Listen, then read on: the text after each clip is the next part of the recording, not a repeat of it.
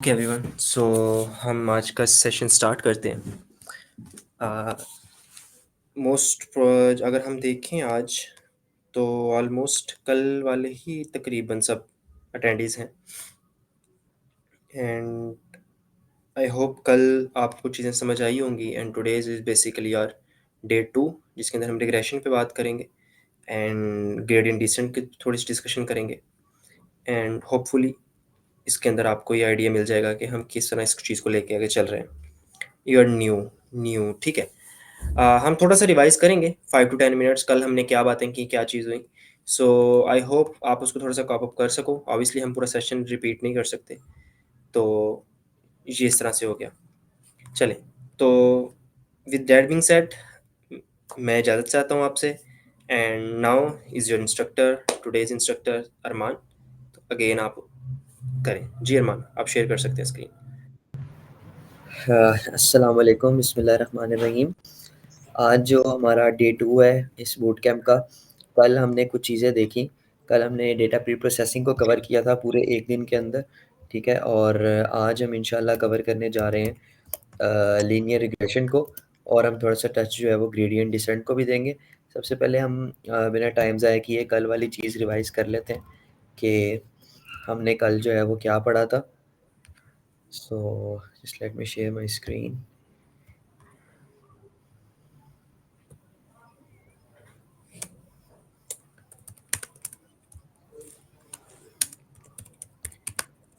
Okay,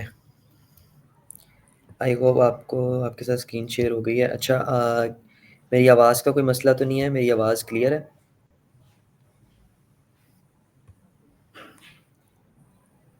okay, ठीक है। So let's start. तो कल हमने ये चीज़ें पढ़ी थी। कल हमने ये कंक्लूड किया था कि हमने सबसे पहले देखा था कि हमने अपने डेटा को अंडरस्टैंड कैसे करना है, ठीक है। उसके बाद हमने डेटा की क्लीनिंग की, ठीक है। फिर हमने क्या नाम है जो है ईडीए किया, और ईडीए में हमने अपने डेटा के अंदर लाए करने वाले इश्यूज़ को हाईलाइट किया, और देन फीचर इंजीनियरिंग के अंदर हमने उन इश्यूज़ को करेक्ट किया, ठीक है।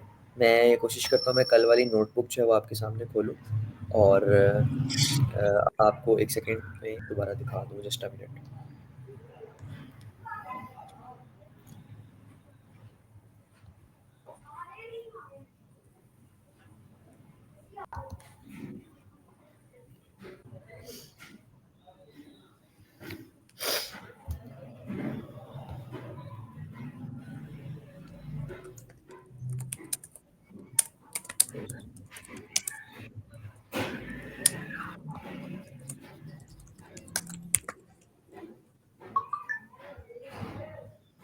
Okay,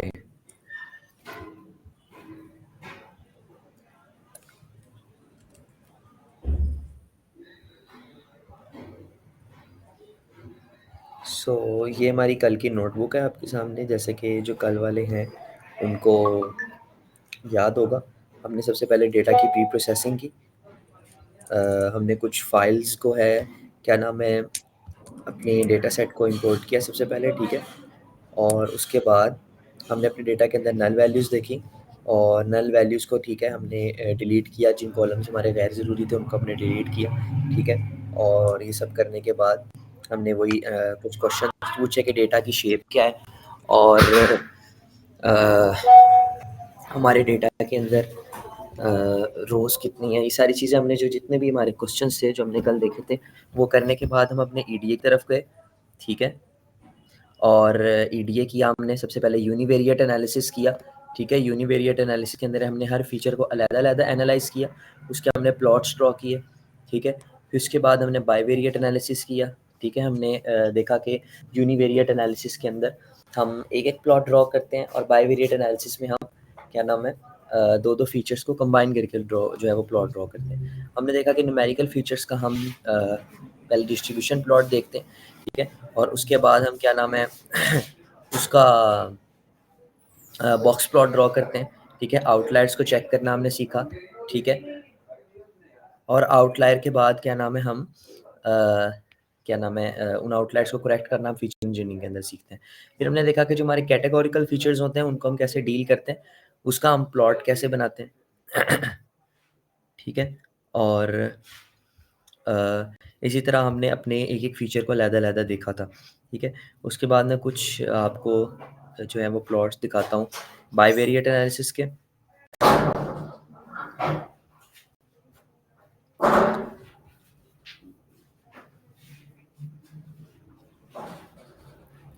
so just a minute.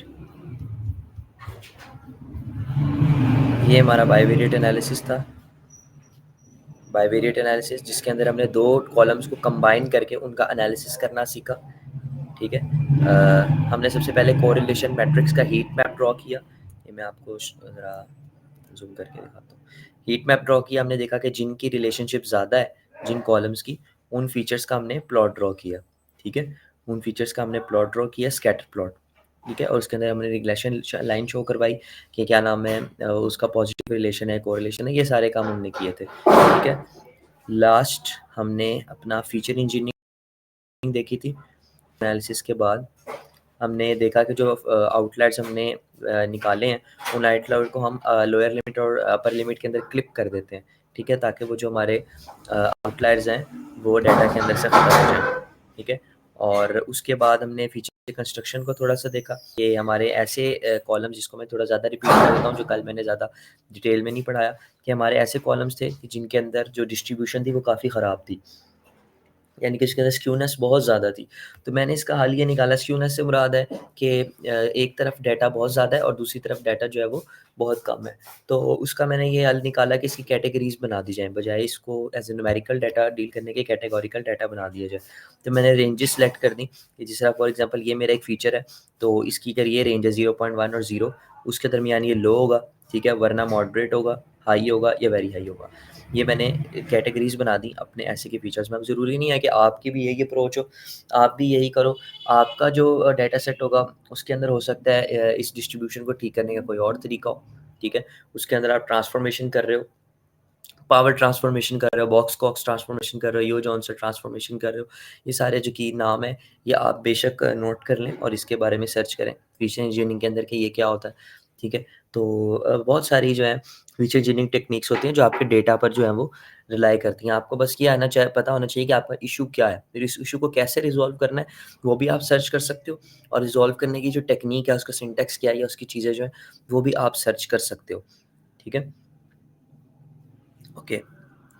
फिर हमने क्या किया कि जो हमने कैटेगोरिकल वैल्यूज़ बनाई थी, देखिए फॉर एग्ज़ाम्पल ये 4 कैटेगरी हमारे पास जॉनरा है, ठीक है? कैटेगरी इसको हम इनकोड कैसे करते हैं? इसको हम 0-1 की लैंग्वेज में या फिर हम जो है वो न्यूमेरिकल वैल्यू में कैसे लिखते हैं? तो उसके लिए हमने यूज़ किया था ऑर्डिनल और वन हॉट एनकोडर, ठीक है? मैंने आपको बताया था कि जो हमारी ऑर्डिनल डाटा होता है, ऑर्डिनल डाटा से क्या मुराद होता है? जिसके अंदर कोई ऑर्डर हो, जिस तरह लो, हाई, मॉडरेट, वेरी हाई। अगर तो ये कैटेगरीज़ हैं, यानी कि एक कैटेगरी दूसरे से बड़ी है 1, 2, 3, 4, तो हम इसको क्या नाम है ऑर्डिनल एनकोड कर सकते हैं। फॉर एग्ज़ाम्पल इंस्ट्रूमेंटलनेस कैटेगरी है ना, मैं लो को कह दूँ 0, हाई को कह दूँ 1, मॉडरेट को कह दूँ 2 और वेरी हाई को कह दूँ 4, ठीक है? तो मैं जहाँ पे लो, हाई वगैरह लिखा है, वहाँ पे हम 0, 1, 2, 3, 4 कर सकते हैं।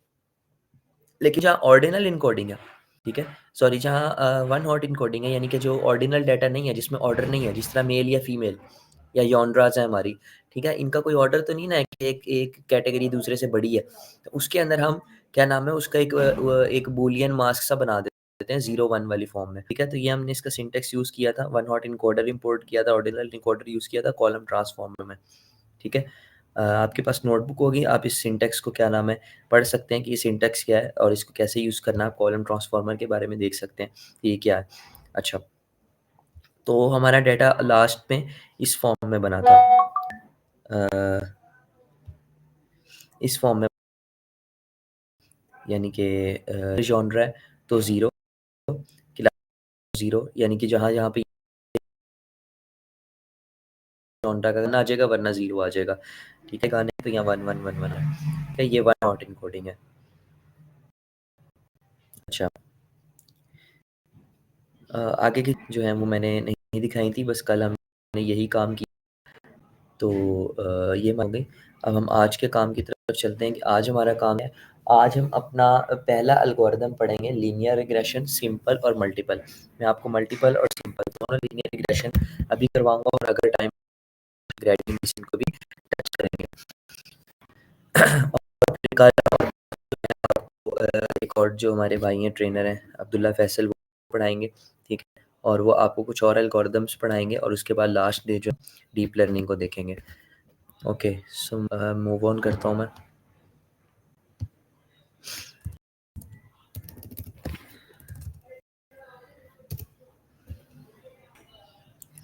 इसको अपनी नोटबुक ओपन कर लूँ। मैंने पहले से कोड करके रखा हुआ है ताकि आपको कोड के अंदर कोई मसला ना हो। पहले मैं आपको थोड़ा थ्योरेटिकल समझाता हूँ। ओह सॉरी, मैं भूल बल्कि लीनियर रिग्रेशन से पहले हमें थोड़ा सा एमएल का इंट्रो लेना पड़ेगा कि व्हाट इज़ मशीन लर्निंग। जो लोग बिल्कुल ही नए हैं उनके लिए कि मशीन लर्निंग क्या होती है और सुपरवाइज्ड लर्निंग क्या होती है। तो हम 5 मिनट्स इसको देखते हैं जल्दी से। एमएल का तो आपको सबको पता ही होगा। मैं आपको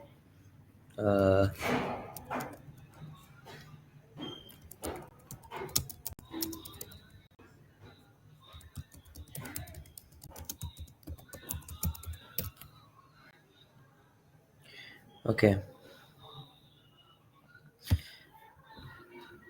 देखिए मशीन लर्निंग ऐसी टेक्निक को कहते हैं कि जिसके ऊपर हम डेटा को एनालाइज करने के बाद उसके ऊपर प्रिडिक्शंस कर सकते हैं, ठीक है, हम चीज़ को प्रिडिक्ट कर सकते हैं। मशीन लर्निंग बेसिकली ऐसी टेक्निक है जो डेटा के अंदर अंडरलाइंग पैटर्न्स को डिटेक्ट करती है, यानी कि हमारे डेटा के अंदर पैटर्न्स को डिटेक्ट करती है और उसके बाद उन पैटर्न्स की बेस पर नई प्रिडिक्शंस करती है, ठीक है। ये एक शॉर्ट सी डेफिनेशन मैंने आपको आसान सी ज़ुबान में बताई है। और मशीन लर्निंग की हमारे पास दो मेजर टाइप होती हैं, सुपरवाइज्ड लर्निंग और अनसुपरवाइज्ड लर्निंग। तीसरी रीइंफोर्समेंट लर्निंग भी होती है, लेकिन उसको हम चूँकि इस कोर्स में टच नहीं कर रहे होंगे इसलिए मैं उसको ज़्यादा नहीं फोकस कर रहा। सुपरवाइज्ड लर्निंग क्या होती है? सुपरवाइज्ड लर्निंग एक ऐसी मशीन लर्निंग अप्रोच है जिसके अंदर लेबल्ड डेटा सेट्स होते हैं। लेबल्ड डेटा सेट्स कौन से होते हैं? देखें, ऐसे डेटा सेट जिसके अंदर मेरी आउटपुट लेबल हो, यानी कि फॉर एग्जांपल मेरे पास एक सुपर स्टोर की सेल्स का डेटा सेट है, ठीक है। जिस तरह हमने कल एक डेटा सेट देखा सुपर स्टोर की सेल्स का, उसमें क्या था, सेल्स दी हुई थी, ठीक है। मेरे पास गवर्नमेंट का डेटा सेट है जिसमें उनकी हर दिन की सेल्स बताएगी, आज इतने रुपए की सेल हुई, कल इतने रुपए की सेल हुई, ये प्रोडक्ट सेल हुई, ये सेल नहीं हुई, ठीक है ना। ये क्या है, लेबल डेटा सेट, और हम उनकी आउटपुट प्रिडिक्ट कर रहे हैं क्योंकि जो आउटपुट कॉलम है वो लेबल हुआ हुआ है। इस तरह हाउस प्राइसेस हैं हमारे पास, अगर घरों की प्राइस भी दी हुई हो, ठीक है, तो वो क्या है, हमारे पास लेबल डेटा सेट है। लेकिन अनलेबल डेटा सेट भी होते हैं। अनलेबल डेटा सेट कौन से होते हैं? जिसके अंदर हमें हमारी आउटपुट लेबल करके नहीं दी होती। जिस तरह के हम जिस डेटा सेट पे कल ईडीए कर रहे थे, जिसका ये हमारे पास जो है वो डेटा सेट था, इसके अंदर कोई आउटपुट लेबल नहीं की हुई। देखिए आईडी आर्टिस्ट है, जॉनराज है, इसके ऑडियो फीचर्स हैं, लेकिन मेरी जो आउटपुट है, मैंने मूड प्रिडिक्ट करना है बेसिकली गानों का, तो वो मेरे पास लेबल्ड नहीं था, तो मैंने इसके ऊपर अनसुपरवाइज्ड लर्निंग यूज़ की थी। तो ऐसा मशीन लर्निंग की अप्रोच जिसके अंदर हमारे पास डेटा सेट लेबल्ड हो, वो सुपरवाइज्ड लर्निंग होती है, ठीक है। और ऐसी अप्रोच जिसके अंदर डेटा सेट लेबल ना हो, उसको हम अनसुपरवाइज्ड लर्निंग कहते हैं। अच्छा, सुपरवाइज्ड लर्निंग में बेसिकली दो हमारे पास बड़ी प्रॉब्लम आती हैं, क्लासिफिकेशन और रिग्रेशन। अब इनमें क्या फ़र्क है? क्लासिफिकेशन ऐसी मशीन लर्निंग प्रॉब्लम होती है जिसके अंदर हम कुछ क्लासिफाई कर रहे होते हैं कि ये चीज़ ये है या नहीं है। फॉर एग्जांपल कैट्स और डॉग्स की पिक्स वाला एक मशीन लर्निंग प्रॉब्लम है कि मैं एक ऐसा मशीन लर्निंग मॉडल बनाऊँ जिसको मैं कैट्स और डॉग्स की पिक लेबल करके दे दूँ कि ये कैट कैट है, ये डॉग है। मेरा मॉडल लर्न कर जाए कैट कैसी होती है, डॉग कैसी होता है। उसके बाद में अगर उसको क्या नाम है किसी कोई पिक दूँ कैट या डॉग की, तो वो डिटेक्ट कर दे, वो बता दे कि कि जी ये कैट है, ये डॉग है, ठीक है? तो इसको हम क्या कहते हैं? इसको क्लासिफिकेशन प्रॉब्लम कहते हैं। फॉर एग्ज़ाम्पल आपके गूगल मेल के अंदर जो स्पैम होता है, यानी कि स्पैम फ़िल्टर होता है, जो आपकी मेल को क्लासिफ़ाई कर रहा होता है कि ये स्पैम में जाएगी या इनबॉक्स में प्राइमरी में जाएगी, वो भी आपका एक क्लासिफ़िकेशन प्रॉब्लम होती है, जो मशीन लर्निंग क्लासिफ़ायर काम कर रहा होता है। रिग्रेशन क्या होता है? रिग्रेशन एक ऐसी प्रॉब्लम है जिसके अंदर हम कोई मैथमेटिकल वैल्यू प्रेडिक्ट कर रहे होते हैं। ठीक है, जिसमें हम डिपेंडेंट और इंडिपेंडेंट वेरिएबल्स के दरमियान कुछ रिलेशनशिप को अंडरस्टैंड करते हैं और कोई मैथमेटिकल वैल्यू प्रेडिक्ट करते हैं, ठीक है। यानी कि फॉर एग्जांपल सेल्स प्रेडिक्ट करना, हाउस प्राइस प्रेडिक्ट करना, ठीक है। इन चीज़ों को हम क्या कहते हैं? सुपरवाइज्ड लर्निंग कहते हैं। ओके, और अनसुपरवाइज्ड लर्निंग क्या होती है? अनसुपरवाइज्ड लर्निंग यानी कि जिसके अंदर हमारे पास डेटा सेट्स नहीं होते। अच्छा, यानी कि जिसके अंदर हमारे पास डेटा सेट हमारे लेबल्ड नहीं होते, हमारे पास अनलेबल्ड डेटा सेट होते हैं। हमारी जो आउटपुट जो लेबल नहीं होती, ठीक है। तो उस सूरत में उसके कुछ एल्गोरिथम्स होते हैं जिसमें क्लस्टरिंग होती है, ठीक है, एसोसिएशन टेक्निक्स यूज़ होती है, डायमेंशनैलिटी रिडक्शन, जिसके अंदर हम अपनी डायमेंशंस को रिड्यूस करते हैं। अच्छा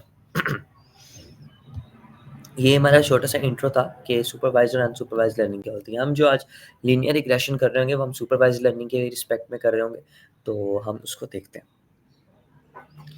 okay, just let me open my file.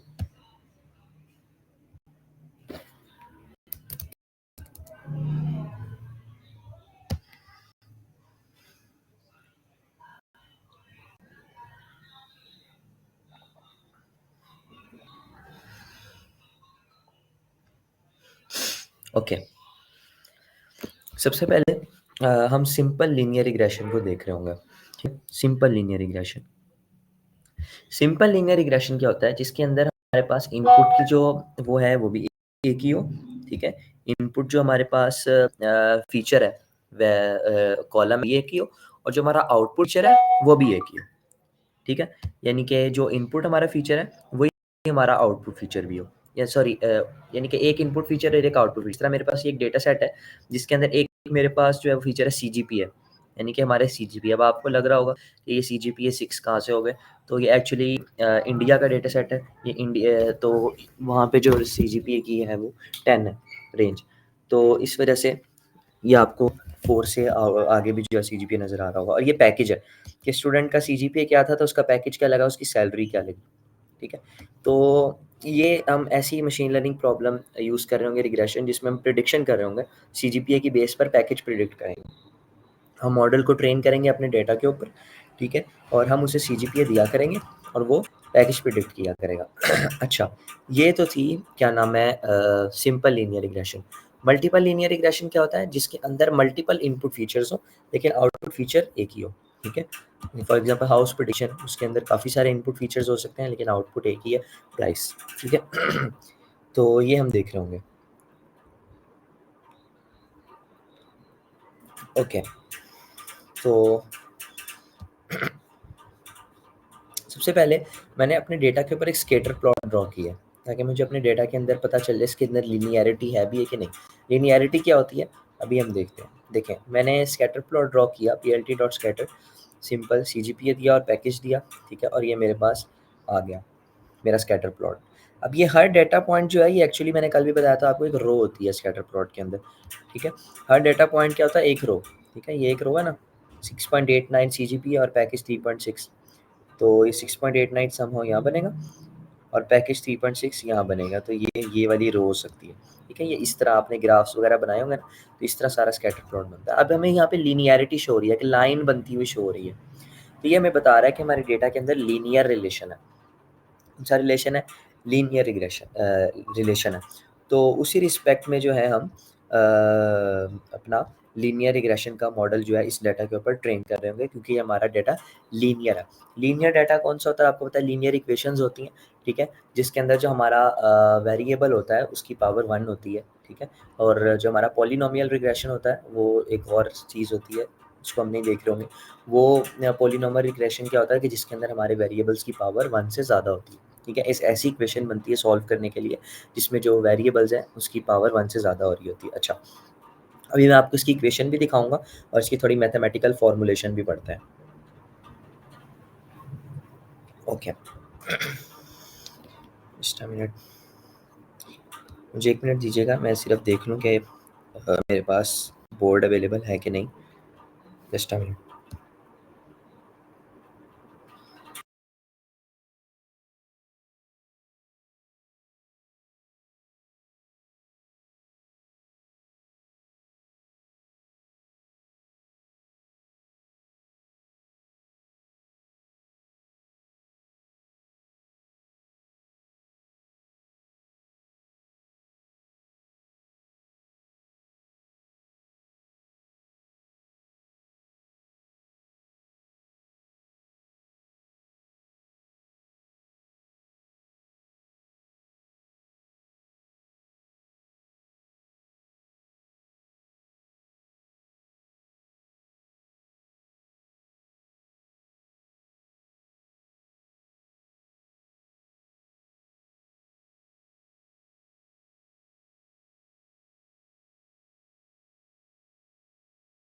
Okay, सो सबसे पहले हम अपने एल्गोरिथम की जो है वो मैथमेटिकल फॉर्मूलेशन को देखते हैं, ठीक है, कि हमारे एल्गोरिदम की मैथमेटिकल फॉर्मूलेशन क्या है, ठीक है। फिर मैं आप इसका साइकिट-लर्न से कोड करवाऊँगा और फिर हम मल्टीपल लीनियर रिग्रेशन के ऊपर मूव कर जाएँगे।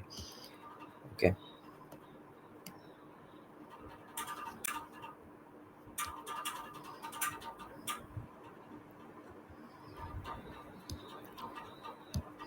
अच्छा, तो सिंपल लीनियर रिग्रेशन को समझने के लिए सबसे पहले तो आपको ये समझना होगा कि हमें ये समझना होगा कि ये एक मशीन लर्निंग एल्गोरिदम तो है, लेकिन उसके से पहले ये एक स्टैटिस्टिक्स का एल्गोरिदम है। मशीन लर्निंग में आने से पहले लीनियर रिग्रेशन जो है, ये एक स्टैटिस्टिक्स का एल्गोरिदम है, जिसे स्टैटिस्टिशियंस ने डिज़ाइन किया था। और इसकी एक क्वेश्चन थी, जिन्होंने फर्स्ट ईयर में अगर स्टैट्स पढ़ा है, तो उन्होंने इसको क्या नाम है, सॉल्व भी किया होगा इस प्रॉब्लम को, एक स्टैट्स की प्रॉब्लम भी है। और वहाँ पर इसकी क्या फॉर्मूलेशन होती थी वो हम देखते हैं। देखें, मैं ज़्यादा डिटेल में जाए बगैर आपको बताता हूँ कि अगर हमारे पास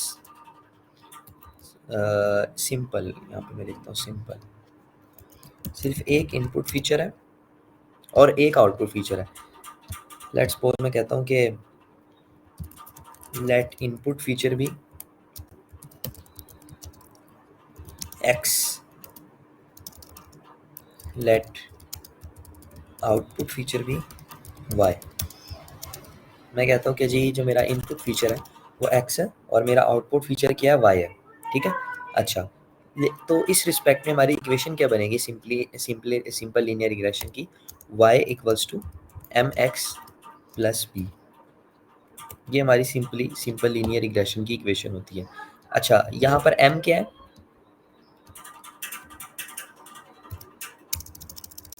m क्या है हमारा, m इज स्लोप। मैं भी आपको ग्राफिकली भी समझाता हूँ। m क्या होता है हमारा जी, स्लोप, और b क्या होता है, इंटरसेप्ट। अच्छा, स्लोप किस चीज़ की होती है, इंटरसेप्ट किस चीज़ की होती है, ये देखते हैं। देखें, एक्चुअली जो सिंपल लीनियर रिग्रेशन होता है ना, मैंने भी आपको स्कैटर प्लॉट ड्रॉ करके दिखाया यहाँ पर, कि स्कैटर प्लॉट है मेरे डाटा का, ठीक है। लेकिन ये सिर्फ मेरे एक्चुअल डाटा का स्कैटर प्लॉट है। अगर मैं इस स्कैटर प्लॉट की तरफ से कोई प्रिडिक्ट करना चाहूँ इसको यूज़ करते हुए, तो क्या मैं ऐसा कर सकता हूँ कि मैं इसके अंदर एक ऐसी लाइन बना दूँ जो इस डाटा के बिल्कुल सेंटर में से जो कि बेस्ट फिट लाइन हो, ठीक है। एक लाइन गुजर रही है, देखें वो भी मैं आपको दिखाता हूँ। ये देखें, अगर मैं इसके दरमियान में एक ऐसी लाइन बना दूँ, तो इसका मुझे क्या फ़ायदा होगा? इसका फ़ायदा ये होगा कि ये इस डेटा पॉइंट्स को देखते हुए एक लाइन बन गई, ठीक है। जस्ट एग्ज़ाम्पल, अभी आप सोचें कि मैंने खुद से बनाई है, ये अभी हमारे मॉडल ने नहीं बनाई, ये मैंने अभी पेपर पर खुद से बनाई है। तो इसका फ़ायदा क्या होगा कि एक मुझे बेस्ट फिट लाइन बन गई, जो हमारे सारे डेटा के बीच में से गुज़र रही है। तो मुझे कोई भी वैल्यू दे दो, मैं उसकी आपको पैकेज प्रिडिक्ट करके बता सकता हूँ। कैसे? अगर मेरे पास वैल्यू 7 है, तो मैं 7 से ऊपर जाऊँगा सीधा, ऐसे। आई होप कर्सर नज़र आ रहा होगा आपको। यहाँ पे जहाँ पे मेरा बेस्ट फिट लाइन आ गई, यहाँ पे मैं रुक जाता हूँ, ठीक है। ये मेरा इंटरसेप्ट हो गया, यानी कि यहाँ पे इंटरसेक्ट हो रहा है, जहाँ पर इंटरसेक्ट, ठीक है, जहाँ पे हो रहा है वहाँ पे मैं रुक जाता हूँ, और मैं यहाँ से इधर को एक्स एक्सिस पे जाता हूँ, वाई एक्सिस पे, यहाँ पे। तो ये देखिए, मुझे पता चल गया सम ऑफ 3 या 2.89 जो है मेरा पैकेज है, ठीक है। अगर ये लाइन नहीं थी तो फिर नहीं मुझे पता चल रहा था, क्यों? क्योंकि अगर मेरी ये लाइन नहीं होगी, तो मैं 7 से ऊपर जाऊँगा, कहाँ तक ऊपर जाऊँगा? यहाँ तक चले जाओ, जहाँ मर्ज़ी तक चले जाओ, मुझे तो नहीं पता ये 7 का क्या है, ठीक है।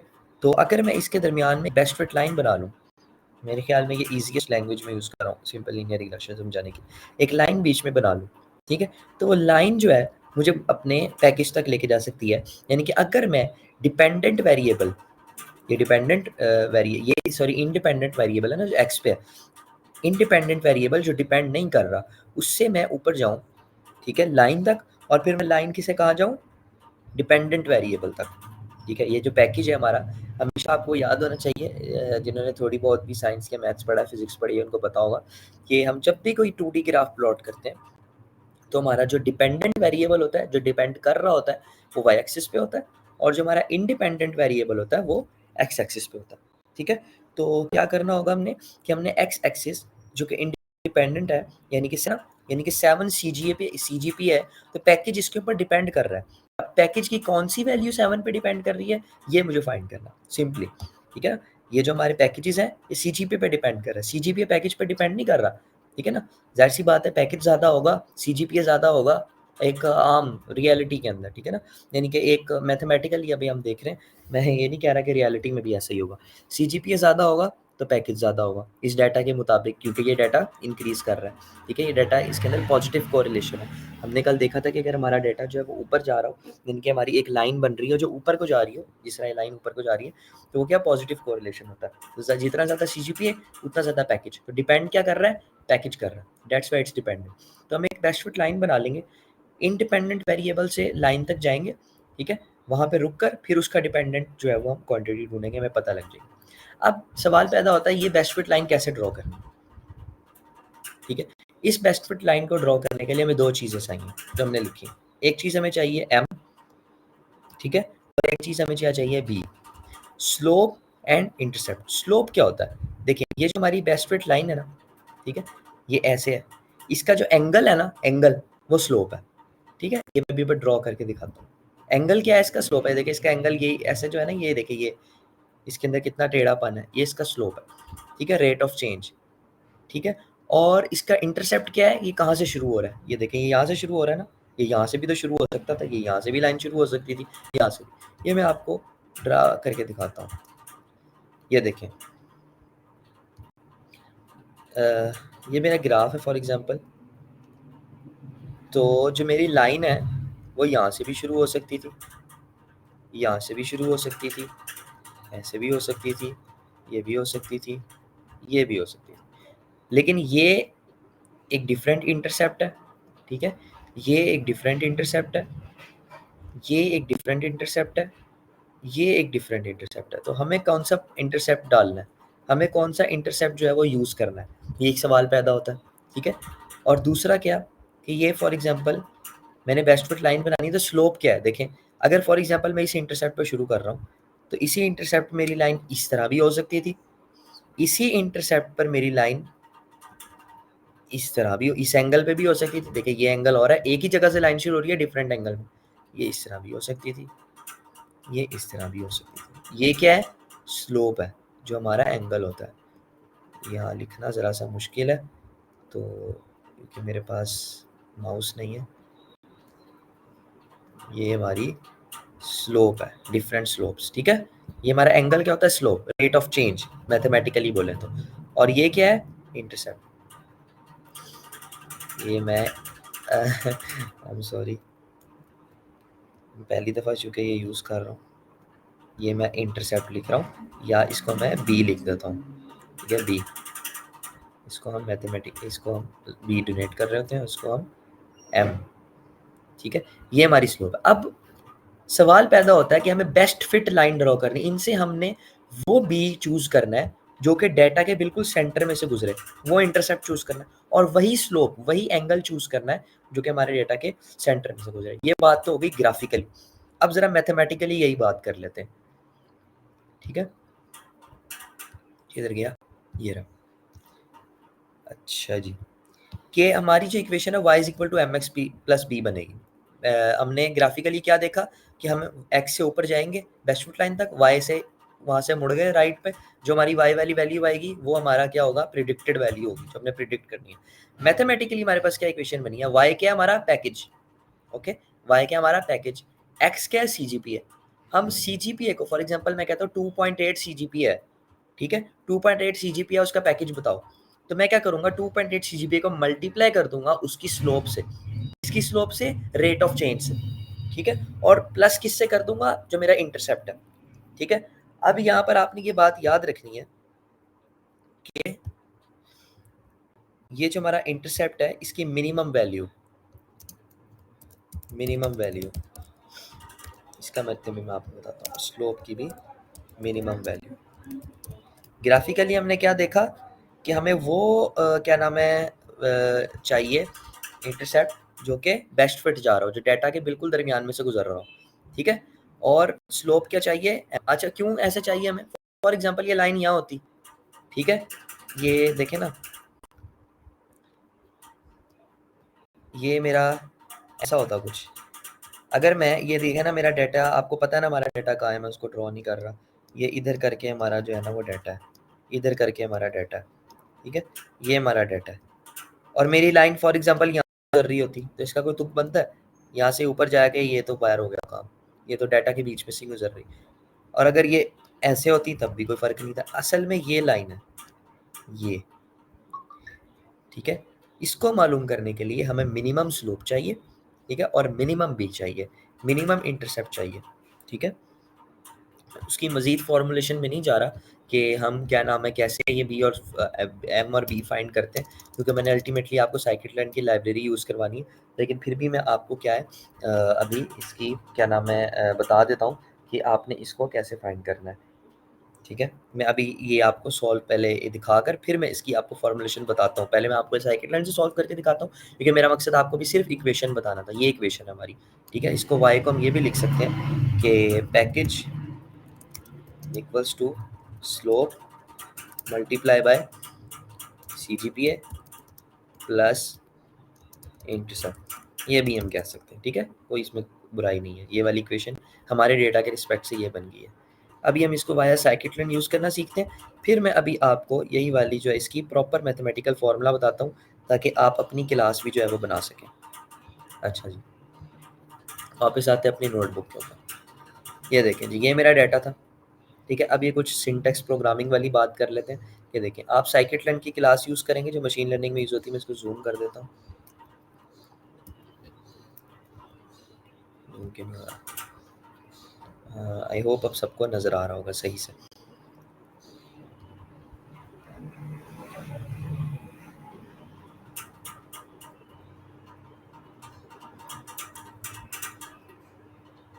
जिनके जो भी क्वेश्चन है मैं सॉरी साथ-साथ क्वेश्चन ही देख रहा। क्या कह रहे हैं आप? इंटरसेप्ट एक करैक्टरिस्टिक है लाइन की। देखिए इंटरसेप्ट क्या होता है हमारा? इंटरसेप्ट बेसिकली हमारा जहाँ से हमारी लाइन शुरू होनी है, ठीक है? यहाँ से भी शुरू हो सकती है, यहाँ से भी शुरू हो सकती है, यहाँ से भी, यहाँ से भी, यहाँ से भी। कहाँ से शुरू होगी हमारी बेस्ट फिट लाइन, वो हमारा इंटरसेप्ट होता है और हम यहाँ पे मिनिमम इंटरसेप्ट यूज़ करते हैं, ठीक है? मिनिमम इंटरसेप्ट यूज़ करते हैं और उसको फाइंड करने का क्या मैथमेटिकल फॉर्मूला होता है वो मैं अभी आपको बताता हूँ, ठीक है? अच्छा, जब हम लीनियर रिग्रेशन का साइकिट-लाइन की क्लास यूज़ करोगे तो हमें खुद से इक्वेशन लिखने की या प्रोग्राम करने की या कोड करने की ज़रूरत नहीं है। वही सारा काम हमारे लिए साइकिट-लाइन भी कर देगा।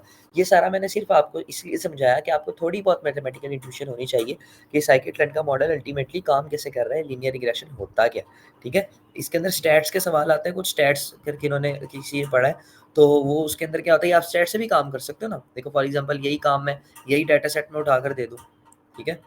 तो आप इसकी स्लोप फाइंड कर लो और वो फाइंड कर लो और ये वो क्वेश्चन भी आता होता है, बल्कि ये एक इम्पॉर्टेंट क्वेश्चन भी आई थिंक एफएससी के बोर्ड के पेपर का। जब मैं स्टैट पढ़ाई थी कुछ दिनों तो तब का मुझे याद है। अच्छा, तो सबसे पहले तो मैंने क्या किया है कि साइकिट-लर्न क्लास लाइब्रेरी यूज़ की है और उसके मॉड्यूल लीनियर मॉडल से, क्योंकि एक लीनियर मॉडल है scikit-learn from scikit-learn dot linear model import linear regression. मैंने लीनियर रिग्रेशन क्लास जो है हमारी, जो हमारा एल्गोरिदम है, चूँकि एल्गोरिदम एक क्लास की सूरत में होता है। जिन्होंने ऑब्जेक्ट ओरिएंटेड प्रोग्रामिंग पढ़ी है ऊप, उनको पता होगा कि एक्चुअली लीनियर रिग्रेशन की एक क्लास बनाकर तो वो एल्गोरिदम यहाँ पे इन्होंने बनाया हुआ है, ठीक है? ये क्लास होती है। इस तरह की कुछ की इस तरह की क्लास होती है, देखें ये देखें इस तरह की क्लास होती है। क्लास भी मैं आपको समझाऊँगा। सो साइकिट-लर्न ये क्लास खुद ही बनाकर आपको दी हुई है, आपको बस इसको इम्पोर्ट करना होता है। तो ये हमने इम्पोर्ट कर लिया। इम्पोर्ट करने के बाद मैं एक ऑब्जेक्ट बना रहा हूँ मॉडल का, ठीक है? लीनियर रिग्रेशन का मैं एक ऑब्जेक्ट बना रहा हूँ, ठीक है? LR is equal to linear regression. Object क्यों बना रहा हूँ? ताकि मुझे ये हर बार इसके ऊपर बार-बार ये पूरा वर्ड यूज़ ना करना पड़े लीनियर रिग्रेशन। मैं इसका एक ऑब्जेक्ट बना लेता हूँ, ठीक है? जिस तरह हम ऊप में ऑब्जेक्ट बनाया करते हैं, ठीक है? LR नाम का मैंने एक ऑब्जेक्ट बना लिया, आप कुछ भी बना सकते हैं, REG कुछ भी रिग्रेशन जो भी बनाना हो बना सकते हैं। अच्छा, अब मशीन लर्निंग मॉडल में जब भी हम क्या नाम है ट्रेन करते हैं, ट्रेनिंग करते हैं, ट्रेनिंग से क्या मुराद है कि जब भी हम किसी मॉडल को अपने डेटा के ऊपर फिट करते हैं, अपने डेटा के ऊपर ट्रेन करते हैं, यानी कि हम मॉडल को डाटा देते हैं कि हमारे डाटा के अंदर अंडरलाइन पैटर्न्स को समझो, ठीक है? और हमारे एल्गोरिदम की ज़ुबान में क्या करो कि हम अपने मॉडल को डाटा देंगे कि वो हमारे डेटा की स्लोप और उसका इंटरसेप्ट फाइंड कर ले और बैकएंड पर बेस्ट फिट लाइन बना ले, ठीक है? ये स्टेप होता है डाटा ट्रेनिंग के अंदर क्या हो रहा होता है सिंपल लीनियर रिग्रेशन में, आपकी जो मिनिमम स्लोप होती है डाटा वो फाइंड की जाती है, ठीक है। आपकी जो मॉडल है वो ऑटोमेटिकली आपके डाटा की जो स्लोप है वो फाइंड कर लेता है और आपके डाटा का इंटरसेप्ट यानी कि एम और बी फाइंड कर लेता है। फिर उसका क्या है, फिर वो एक्स की वैल्यू बीच में डालेगा और प्रिडिक्ट करके दे ही जाएगा प्रिडिक्ट के अंदर, ठीक है। ये काम होता है। तो उसके लिए हम फिट की कमांड यूज करते हैं। अपने ऑब्जेक्ट को हमने कॉल किया lr.fit, ठीक है, एक्सट्रेन और वाइट्रेन। अच्छा देखिए मैं आपको ये बताने भूल गया हूँ कि स्ट्रेन टेस्ट स्प्लिट क्या होता है। आई एम सॉरी। अच्छा, ये सब करने से पहले जब हम अपने डेटा को रीड किया, ठीक है, हमें क्या करना होता है, अपने इनपुट और आउटपुट डेटा को अलग करना होता है। अपने y को हमें अपने y को और x को अलग करना होता है। ये एक ही डाटा सेट में स्टोर है ना, एक ही डेटा फ्रेम में स्टोर है, तो हमें इनको अलग करना होता है, ठीक है। तो मैं इनको अलग कैसे कर रहा हूँ, ऐसे देखिए मैंने x के अंदर क्या स्टोर किया, मैंने इंडेक्सिंग की है data frame dot I log, ये इंडेक्स लोकेशन है, ठीक है। अब इसका सिंटेक्स क्या होता है, ये देखें, इसका सिंटेक्स होता है, देखिए इंडेक्स ब्रैकेट यूज़ की रोज से रोज, यानी कि कितनी रोज आपको चाहिए, ठीक है। किसी भी डाटा फ्रेम को इंडेक्सिंग करने का क्या सिंटेक्स होता है, रोज से rows, rows to rows, column semicolon आपको कितनी रोज चाहिए, कॉमा कॉलम्स टू कॉलम्स आपको कितने कॉलम्स चाहिए, ठीक है। उतना डाटा फ्रेम काट के आपको ये दे देता है। अच्छा, डेटा फ्रॉम डेट आई लो, मैंने ये खाली कॉलन क्यों यूज़ किया है, ठीक है, इसके इर्द गिर्द कुछ भी नहीं लिखा, यानी कि ये सारी की सारी रोज मुझे रिटर्न कर देगा, मुझे सारी रोज ही चाहिए ना, सारी रोज रिटर्न कर देगा और 0 to 1, ठीक है। 0 से 1, ये मुझे 0 से 1 यानी कि ये 1 जो होता है ये एक्सक्लूडिंग होता है, ठीक है, यानी कि ये 1 इंक्लूड नहीं होता। तो ये 0 से 1 जब मैं लिखूंगा तो मुझे ये पहला कॉलम दे देगा, यानी कि 0 कॉलम। आपको पता है काउंटिंग कंप्यूटर साइंस के अंदर 0 से शुरू होती है, ये 0 कॉलम है और ये नंबर 1 कॉलम है, ये पहला है और ये दूसरा। तो ये मुझे क्या दे देगा, नंबर 1, 0 से 1 मेरे पास एक्स में क्या स्टोर हो जाएगा, CGPA स्टोर हो जाएगा। y is equal to D F dot I log, सारी रोज दे दो और -1 कॉलम, -1 लास्ट वाले कॉलम को कहते हैं, ठीक है। यानी आपको पता ही होगा अगर आपने इंडेक्सिंग पढ़ी होगी, जब हमने किसी भी स्ट्रिंग के अंदर या किसी भी अरे के अंदर, लिस्ट के अंदर, डाटा फ्रेम के अंदर कोई लास्ट वाली चीज़ लेनी होती है ना, लास्ट को -1 कहते हैं, -1 लास्ट, -2 सेकंड लास्ट, ठीक है।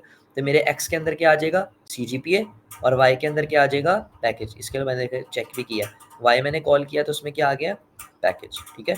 और CGPA हमारा किस में है, एक्स कॉलम में। अच्छा, उसके बाद हमने ट्रेन टेस्ट स्प्लिशन करनी है। अच्छा, ट्रेन टेस्ट स्प्लिट करना, देखिए हमने अपने जो भी मॉडल, ये सिर्फ सिंपल लीनियर रिग्रेशन में भी नहीं है, में नहीं है, मशीन लर्निंग का जो भी मॉडल आप यूज़ करेंगे उसको आपको ट्रेन और टेस्ट में स्प्लिट, क्योंकि एल्गोरिदम को यूज़ करने के 2 स्टेप्स होते हैं, ट्रेनिंग और टेस्टिंग। ट्रेनिंग और टेस्टिंग क्या होती है, देखें कुछ तो हमें वो डाटा चाहिए जो हम अपने मॉडल को देंगे, जिसके ऊपर वो ट्रेन होगा, जिसके ऊपर वो फिट होगा, ठीक है। जिसको देखते हुए वो उसके अंडरलाइंग पैटर्न्स फाइंड करेगा, एम और बी फाइंड करेगा, ठीक है। ये तो ट्रेनिंग करेगा, कुछ डाटा पे ट्रेनिंग करेगा। फिर जब ट्रेन हो गया, मॉडल तैयार हो गया, तो हमें थोड़ा सा डाटा चाहिए जिसके ऊपर हम अपने एल्गोरिदम को टेस्ट कर सकें कि वो काम कैसे कर रहा है, ठीक है। कैसे टेस्ट कर सकें ये अभी मैं आपको समझाऊंगा, तो आपके ऊपर से गुजर जाएगी, ये हम करके देखेंगे तो समझ में आएगा। अच्छा, इसके लिए कमांड आपने क्या यूज़ करनी है, from scikit-learn dot model selection, module में से क्या इंपोर्ट कर दो, ट्रेन टेस्ट स्प्लिट का फंक्शन इंपोर्ट कर दो। आप चाहें तो आप इसको मैनुअली भी कर सकते हैं, लेकिन क्यों करना है जब हमें बना के दिया हुआ है फंक्शन। ट्रेन टेस्ट स्प्लिट को मैंने कॉल कर लिया। अच्छा, अब ये आपने कुछ वेरिएबल्स बनाए, ठीक है। कौन से वेरिएबल्स बनाए, x train, x test, y train, y test, और ये इसी तरतीब के साथ बनाने हैं आपने, ठीक है। नाम आप कुछ भी रख सकते हैं, लेकिन एक कन्वेंशन जो है वो क्या नाम है, ये हो गई है एक्स ट्रेन और वाई ट्रेन, वाई टेस्ट। अच्छा, एक्स ट्रेन में क्या स्टोर हो जाएगा, जो आपकी CGPA की ट्रेनिंग वैल्यूज हैं, ठीक है। एक्स टेस्ट में क्या स्टोर हो जाएगा, जो आपके पास CGPA की टेस्टिंग वैल्यूज हैं, ठीक है। हम क्या करेंगे, क्योंकि हम अपने सारे डेटा को स्प्लिट कर रहे हैं ना, तो हम CGPA की आधी वैल्यूज जो एक्स ट्रेन में स्टोर कर लेंगे, और पैकेज की आधी वैल्यू क्या है जो है वो वाई ट्रेन में स्टोर कर लेंगे। और एक्स टेस्ट के अंदर क्या होगा, जो हमारी थोड़ी सी टेस्टिंग वैल्यूज होंगी, ठीक है। और वाई टेस्ट में क्या होगा, थोड़ी सी टेस्टिंग वैल्यूज होंगी। ट्रेन टेस्ट स्प्लिट का फंक्शन कॉल किया, मैंने उसे अपने एक्स भी दे दिया और वाई भी दे दिया, और मैंने उसे बताया कि टेस्ट साइज क्या है, 0.2। 0.2 मीन्स 20%। अब इसका क्या मतलब है कि जो मेरे डेटा का 20% है ना, वो टेस्ट में डाल दो, और जो 80% है वो ट्रेनिंग में डाल दो, ठीक है। जो 80% है मेरा डाटा वो ट्रेनिंग में चला जाएगा, 20% उसमें चला जाएगा। यानी कि फॉर एग्जांपल अगर मेरे डेटा की 200 रोज हैं, इसकी कितनी रोज हैं, 200 रोज है, तो 200 का 20% क्या होता है, 40। 40 रोज मेरी टेस्टिंग में चली जाएंगी, टेस्टिंग डाटा सेट में चली जाएंगी, और 160 रोज जो है वो ट्रेनिंग में चली जाएंगी। ठीक है, हम ताकि हम ज़्यादा डाटा के ऊपर ट्रेन कर सकें और फिर थोड़े से डाटा के ऊपर उसको टेस्ट कर सकें एल्गोरिथम को। देखिए मैंने वाई टेस्ट की शेप कॉल की है, तो मुझे 40 कॉलम्स मिल रहे हैं, 40 रोज मिल रही है एक कॉलम, यानी कि 40 जो रोज है मेरी वो टेस्ट में चली गई हैं। ओके, अब आई होप आपको जो है वो ट्रेनिंग और टेस्टिंग जो है वो समझ में आ गई होगी। अभी हम जब टेस्ट करेंगे डाटा को तो आपको टेस्ट भी समझ आ जाएगा, ट्रेनिंग तो हमने कर ली। लीनियर रिग्रेशन का ऑब्जेक्ट बना लिया, एल आर डॉट फिट, मैंने भी आपको बताया fit means to train model on data, तो हम ये ट्रेनिंग कर रहे हैं, अपने मॉडल को ट्रेन कर रहे हैं डाटा के ऊपर। L R dot fit brackets के अंदर मैंने क्या लिखा, एक्स ट्रेन दे दिया और वाई ट्रेन। एक्स ट्रेन में क्या है, सीजीपीए हमारा, ठीक है, सीजीपीए की 160 रोज, ठीक है। वाई ट्रेन में क्या है, पैकेज की 160 रोज, ट्रेन हो गया। जब ये वाला मार्क बने आ जाए इसका मतलब है आपका डेटा ट्रेन हो गया। एल आर जो ऑब्जेक्ट है उसके अंदर आपके डेटा का एम और बी, ये जो एम और बी था ये निकल आया, ये पैरामीटर्स आपके वेट्स निकल आए, ठीक है। अब आपका मॉडल प्रिडिक्ट हो चुका, अब हमने प्रिडिक्ट करना है। देखो L R dot predict use किया, ठीक है, उसके अंदर मैंने एक 2D अरे पास की और मैंने उसके अंदर 6.89 CGPA लिखा, 6.89 CGPA लिखा, तो मुझे उसने प्रिडिक्ट करके दे दिया 2.94 कि अगर तुम्हारा 6.89 CGPA तो तुम्हारा पैकेज कितना लगेगा, 2.94। सही है, ये देखिए सिंपल सी चीज़। अब हमारा, अब हम इसको कोई भी वैल्यू दें तो प्रिडिक्ट कर देगा हमारा जो है वो पैकेज। सीजीपीए देंगे। अच्छा, अब यहाँ पे एक सवाल पैदा होता है कि मैंने इसको ये 2 ब्रैकेट्स क्यों दिए, 2 ब्रैकेट्स क्यों दिए, सवाल पैदा होता है ना। देखिए जो भी हमारा मशीन लर्निंग का एल्गोरिथम होता है ना, जब हम उसकी ट्रेन टेस्ट स्प्लिशन कर देते हैं, ठीक है, मुझे लगता है मुझे डाटा को ऐड करके एक दफ़ा आपको रन करके दिखाना चाहिए। एक सेकंड में ज़रा डाटा ऐड करके ना आपको एक चीज़ रन करके, तो टाइम कितना है, ओके।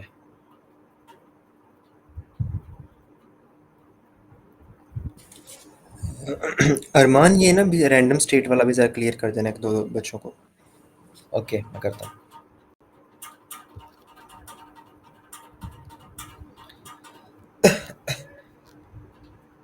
मैं चूँकि स्क्रीन शेयर की होती है इसलिए मैं आपके क्वेश्चंस नहीं देखता, तो मैं एंड पे आपकी Q&A जो है वो प्रॉपर लूँगा, लेकिन मैं भी आपको बताता हूँ, साथ-साथ में इंशाल्लाह देखता रहूँगा।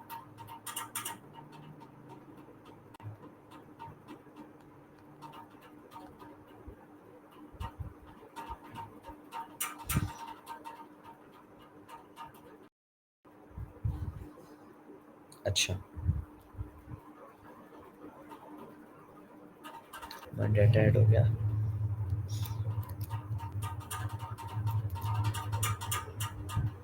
अच्छा,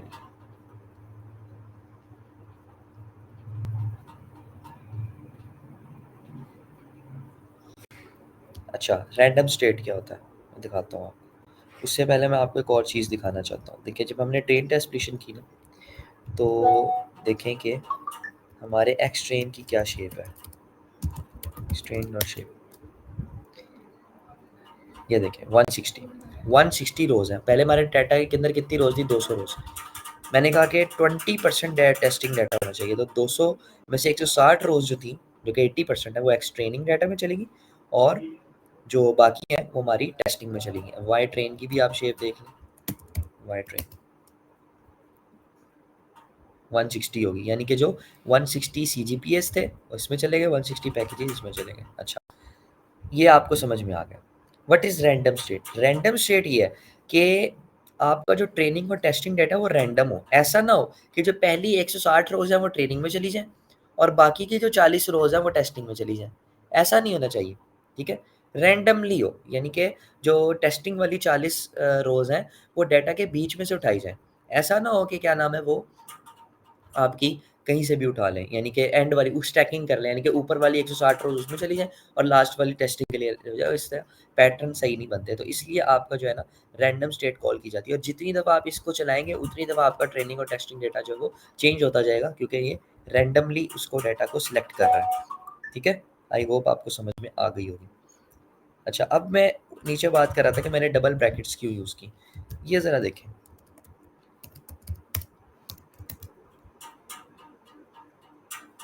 एक सेकेंड।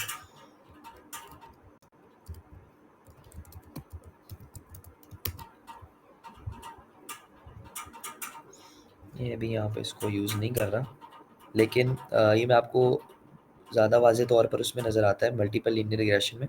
लेकिन बेसिकली बैकएंड पे होता क्या है कि जब हम एक्स ट्रेन या वाई ट्रेन हम पास करते हैं ना अपने मॉडल को, तो वो उसको एज़ ए 2D अरे डील करता है। वो उसके पास डाटा फ्रेम की सूरत में नहीं जा रहा, इस शेप में नहीं जा रहा, वो 2D अरे की शेप में जा रहा है। जिन्होंने नमपाई पढ़ा उनको पता होगा 2D अरे क्या होता है, एक 2 डायमेंशनल अरे, ठीक है?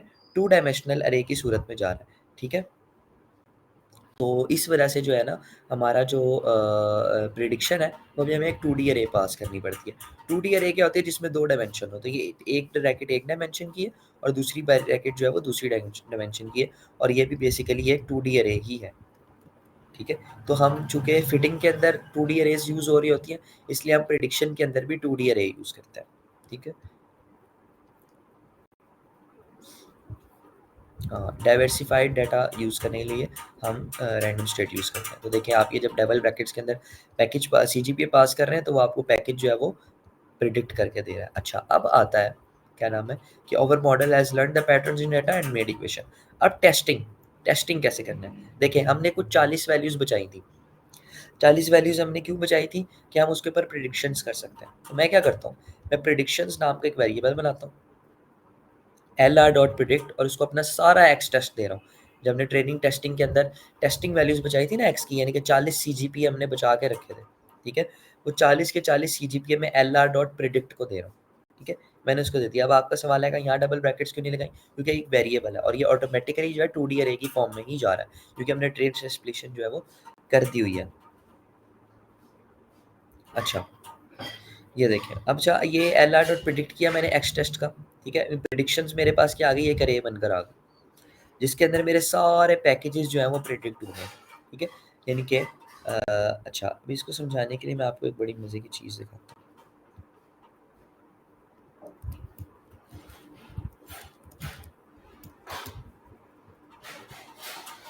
देखिए, वाई टेस्ट के अंदर मेरा क्या है? वाई टेस्ट क्या है? इसी एक्स टेस्ट के जो प्रिडिक्टेड है, यानी कि एक्स टेस्ट क्या है? एक्स टेस्ट निकाल लेते हैं। ये देखिए एक्स टेस्ट में मेरा क्या था कि एक्स टेस्ट में ये था कि अगर सीजीपीए जो है वो 8.58 है, तो वाई टेस्ट में उसके रिस्पेक्टिव पैकेज क्या है? 4.10, सही है? अगर मेरा क्या नाम है जो सीजीपीए है वो ये 7.15 है, ठीक है? तो इसका जो रिस्पेक्टिव वाई टेस्ट के अंदर पैकेज है वो 3.49 था। अब ये क्या है? ये एक्चुअल वैल्यू है। एक्चुअल वैल्यू जो हमारे डेटा सेट के अंदर मौजूद है वो एक्चुअल वैल्यू है। अब मेरे पास क्या है? Predicted value. Predicted value, predicted value यहाँ पे वाई टेस्ट की क्या पहले 4.10, मेरे पास क्या आया है 3.89, ठीक है? अब आपको पता चलेगा कि आपका एरर कितना है। एक्चुअली प्रिडिक्टेड वैल्यू और एक्चुअल वैल्यू के अंदर जो डिस्टेंस होता है उसको हम कहते हैं एरर, कि हमारे मशीन लर्निंग मॉडल का एरर कितना है।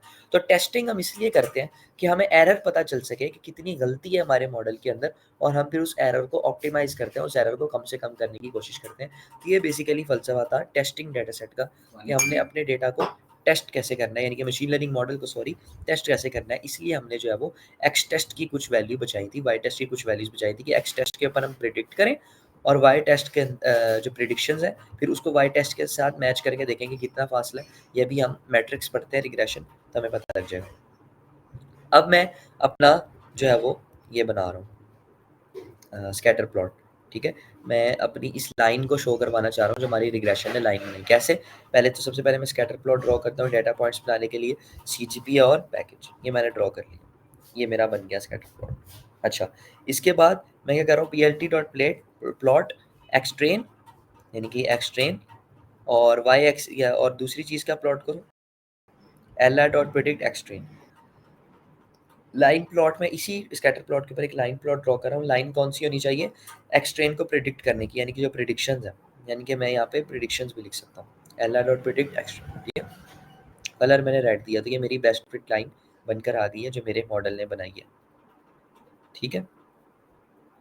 अब सवाल आता है कि मेरे मॉडल ने एम क्या बनाया और वी क्या बनाया, स्लोप क्या थी और वी क्या थी, ठीक है? तो एम देखिए, एल आर जो आपका ऑब्जेक्ट था जिसके अंदर आपका मॉडल स्टोर है, फिट और ट्रेन हुआ है, फिट हुआ है, प्रिडिक्ट कर रहे हो जिससे आप, उसका कोफिशिएंट आपने कॉल करना है, ठीक है। कोफिशिएंट आपका क्या होता है, स्लोप, ठीक है। स्लोप को आप कोफिशिएंट भी कहते हैं। तो एल आर डॉट सी ओ ई एफ और आगे अंडरस्कोर, तो आपको आपका एम मिल जाएगा। आपका एम क्या है, स्लोप क्या है आपके डाटा की, 0.55, ये मिनिमम स्लोप है, ठीक है। और इंटरसेप्ट क्या आ गया आपका, इंटरसेप्ट क्या आया, L R dot intercept function आप कॉल करोगे, इनके बी, आपका बी आया -0.89, ठीक है। यहाँ से जो है आपका बी है, इंटरसेप्ट है। अब देखो, अब मेरी इक्वेशन बन गई, y is equal to m x plus t, मुझे एम भी पता है, बी भी पता है, तो इस इक्वेशन के अंदर वैल्यू पुट करो और प्रिडिक्ट करवाओ। एम एम में मैंने स्टोर कर लिया कोफिशिएंट, बी के अंदर स्टोर कर लिया इंटरसेप्ट, स्लोप और intercept. M multiply C G P A 5.55 plus b, तो मेरे पास ये प्रिडिक्टेड आ गया। यही काम आपका मॉडल कर रहा है, यही काम आपका लीनियर रिग्रेशन का मॉडल कर रहा है, ठीक है। अच्छा, ये मैंने एक सेल्फ इम्प्लीमेंटेड क्लास बनाई है अपने लीनियर रिग्रेशन की, जिस वही साइकिट-लेर्न की क्लास थी, ये मैंने खुद लिखी है। इसके अंदर मैंने जो है वो खुद से इक्वेशन लिखी है सारी, मिनिमम स्लोप फाइंड करने की और मिनिमम बी फाइंड करने की। इसकी आपको डेरिवेटिव करना पड़ता है, डेरिवेशन करनी पड़ती है बेसिकली। इस जो मशीन लर्निंग एल्गोरिदम का वो है, एरर फंक्शन है, आप उसका डेरिवेटिव फाइंड करते हो विद रिस्पेक्ट टू एम, ठीक है। तो वो काफ़ी रफ मैथमेटिक्स हो जाती है, उसके अंदर मैं नहीं जा रहा। मैं जो है आपको साइकिट-लर्न की ही जो क्लास है उसी से इम्प्लीमेंट करवा रहा हूँ, क्योंकि उससे फिर टाइम ज़्यादा हो जाएगा और हमने बाकी चीज़ें भी करनी है, ठीक है। ये मेरे पास सेल्फ इम्प्लीमेंटेड क्लास लिखी है, नोटबुक आप तक पहुँच जाएगी, जिसको करना चाहे वो ये भी कर सकता है, ठीक है। अच्छा, लेकिन जब आपके पास साइकिट-लर्न की अपनी दी हुई क्लास है, तो मेरे लिहाज से ये आपके लिए इम्पोर्टेंट इतनी नहीं है, लेकिन अगर कोई करना चाहे तो वो कर सकता है। अच्छा, अब बात आती है एरर फाइंडिंग की। मैंने अभी आपको बताया कि हम टेस्ट क्यों करते हैं, ताकि हम एरर फाइंड कर सकें। अच्छा, इसको ज़रा ग्राफिकली देखते हैं। ये देखें, ये मेरी लाइन थी। फॉर एग्ज़ाम्पल, ये मेरी प्रिडिक्टेड वैल्यू यहाँ पे आ रही है, यहाँ पे, ठीक है? यहाँ पे मेरी प्रिडिक्टेड वैल्यू आ रही है इसकी, यहाँ पे क्या वैल्यू है, 8.5 की समथिंग यहाँ वैल्यू आ रही है, प्रिडिक्टेड वैल्यू। यहाँ तक लाइन से मैं उठा, यहाँ तक गया, इसकी रिस्पेक्ट में x तक गया। ये मेरी प्रिडिक्टेड वैल्यू है जो इस लाइन के ऊपर है। लेकिन हो सकता है इसकी एक्चुअल वैल्यू ये हो, ठीक है, इसकी एक्चुअल वैल्यू ये हो, यानी कि मैं इसको ड्रॉ करके अगर दिखाऊं तो ये इसका हो जाता है, यहाँ पे कर लेता हूँ। ये देखें जी, ये मेरा, ये फॉर एग्जांपल ये मेरी लाइन बन गई, ये एक बेस्ट फिट लाइन, ठीक है। और यहाँ से मैं उठा,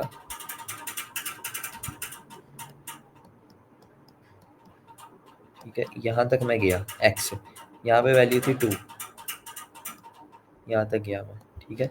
और उसके बाद मैं यहाँ तक गया,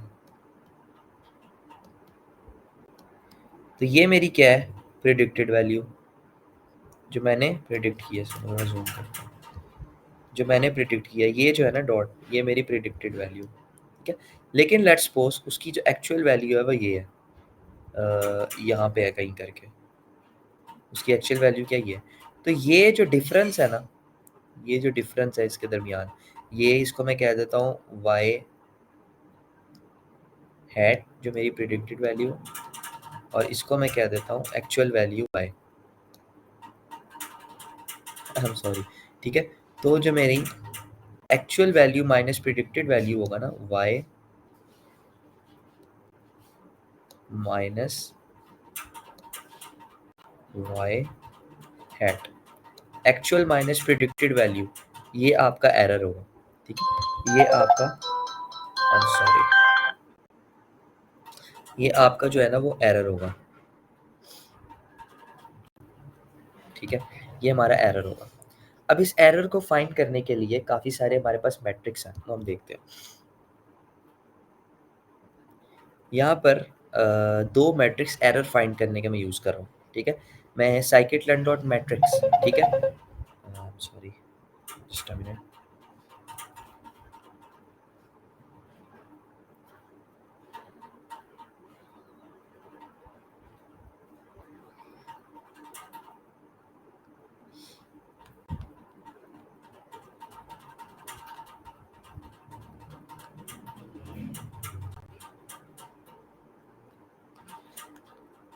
अच्छा, यहाँ पे मैं scikit-learn की मैट्रिक्स मॉड्यूल से scikit-learn डॉट मैट्रिक्स इंपोर्ट कर रहा हूँ mean absolute error, mean squared error और R2 स्कोर। R2 स्कोर हम देखते हैं, ये दोनों हमारे एरर फाइंड करने के हैं कि हमारा एरर क्या है। सबसे पहले हम इनके फॉर्मूले देख लेते हैं कि मीन एब्सोल्यूट एरर का फॉर्मूला क्या होता है। ये देखें, मीन एब्सोल्यूट एरर का फॉर्मूला ये होता है, वही जो हमने क्या नाम है अभी देखा ना, वाई आई माइनस वाई, या इन्होंने एक्चुअल वैल्यू को ये कहा हुआ, एक्चुअल वैल्यू को एक्स कह दिया, हमने वाई हैट कह दिया था, या हमने प्रेडिक्टेड वैल्यू को वाई हैट कह दिया, तो कोई फ़र्क नहीं है ज़्यादा। ठीक है, तो अगर आप क्या नाम है प्रेडिक्टेड वैल्यू में से एक्चुअल वैल्यू माइनस कर दो और उसका मीन ले लो, तो मीन एब्सोल्यूट एरर आ जाता है। ठीक है, तो अगर मैं यहाँ लिखना चाहूँ, ठीक है, एब्सोल्यूट एरर का फंक्शन, यहाँ पे टेक्स्ट बुक कहाँ से आएगा, यहाँ से, यहाँ से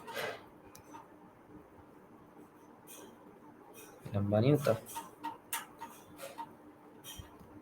अच्छा, ठीक है। अच्छा, अगर मैं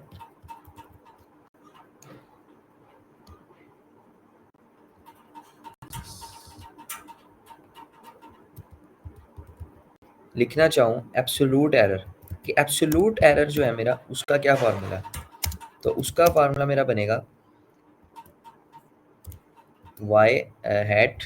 ठीक है, इसको मैं कैसे जनरेट करूँ, इसको मैं ये वाई स्टैटिक कह देता हूँ। ठीक है, for example minus y actual value. ठीक है, यही दिया ना उन्होंने हमें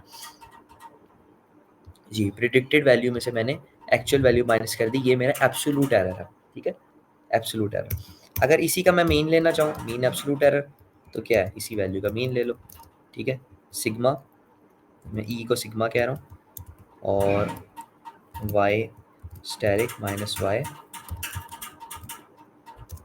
divided by number of rows, कितने नंबर ऑफ रोज, तो ये हर रो पे जाएगा, हर एक रो के ऊपर उसका प्रिडिक्टेड वैल्यू और एक्चुअल वैल्यू माइनस करेगा। यानी कि हमारे एल्गोरिथम में जो प्रिडिक्टेड वैल्यू है वाई प्रेड, हमने अभी प्रिडिक्ट किया ना ये वाला एक्स टेस्ट में से, वो वाई प्रिडिक्ट में 3.89 में से क्या माइनस करेगा, जो हमारी एक्स वाई टेस्ट की वैल्यू थी। ठीक है, वाई टेस्ट, ठीक है, वाई टेस्ट है ना हमारा, जिसके अंदर हमारे एक्चुअल सीजीपी स्टोर है, तो कहाँ पे था, ये देखें। एक्चुअली ये कर रहा होगा कि हमारे पास वाई टेस्ट क्या है 4.10, तो 4.10 माइनस 3.89, ठीक है, इसको माइनस करेगा, फिर ये दूसरी रो को करेगा, तीसरी रो को करेगा, सर सारी वैल्यू जब आ जाएंगी उनका सिग्मा लेगा, और जो हमारा टोटल नंबर ऑफ वेरिएबल है उससे डिवाइड कर देगा, तो ये मीन एब्सोल्यूट एरर आ जाएगा। ठीक है, मीन स्क्वायर्ड एरर क्या होता है, एमएसई मीन स्क्वायर्ड एरर, सारा यही होता है, same to same this thing, बस क्या करते हैं उसका स्क्वायर ले लेते हैं, इस सारी वैल्यू का स्क्वायर ले लेते हैं ताकि उसके अंदर कोई नेगेटिव वैल्यू ना बचे। एमएससी क्यों करते हैं, ताकि कोई नेगेटिव वैल्यू ना बचे। मीन स्क्वायर एरर, ये देख लें, इसका फॉर्मूले की भी तस्दीक हो जाएगी, बस आ जाता है। अच्छा, ये देखें, बस इसी का हमने स्क्वायर ले लेना है, तो ये मीन स्क्वायर एरर आ जाएगा। अब इसको फाइंड कैसे करना है साइकिट-लेर्न से, ये हम देखते हैं, हमने फॉर्मूला खुद तो लिखना है नहीं। ये देखो जी, mean absolute error, mean squared error, ये हमने इंपोर्ट करा लिया। अब हमने क्या देना है, प्रिंट करवा रहा हूँ मैं M A mean absolute error, और अंदर में क्या दे रहा हूँ, वाई टेस्ट और वाई प्रिडिक्ट। वाई टेस्ट क्या है मेरी एक्चुअल वैल्यूज, और वाई प्रिडिक्ट क्या है मेरी प्रिडिक्टेड वैल्यूज। वाई टेस्ट हमने ट्रेन टेस्ट प्रिशन में लैदा की थी, उसी के एक्स टेस्ट के ऊपर हमने प्रिडिक्ट करवाया। इन दोनों के दरमियान डिस्टेंस एरर कितना है 28%, यानी कि 0.28। ठीक है, 100 से मल्टीप्लाई करो 2.8%, यही काम है एमएससी के साथ करेंगे। 0.12 जो हमारा एमएससी आया। Root mean squared error, root mean squared error क्या होता है, इसी का, यानी कि मीन स्क्वायर्ड एरर का हम स्क्वायर रूट ले लेंगे। यहाँ पे मैंने np.sqrt यूज़ किया, यही चीज़ है root mean squared error. R2 score क्या होता है, R2 स्कोर बेसिकली आप इसको समहाउ अपना एक्यूरेसी स्कोर कह सकते हो, कि आपका मॉडल कितना एक्यूरेट है। ये तो एरर बता रहा है ना आपको, तो ये देखो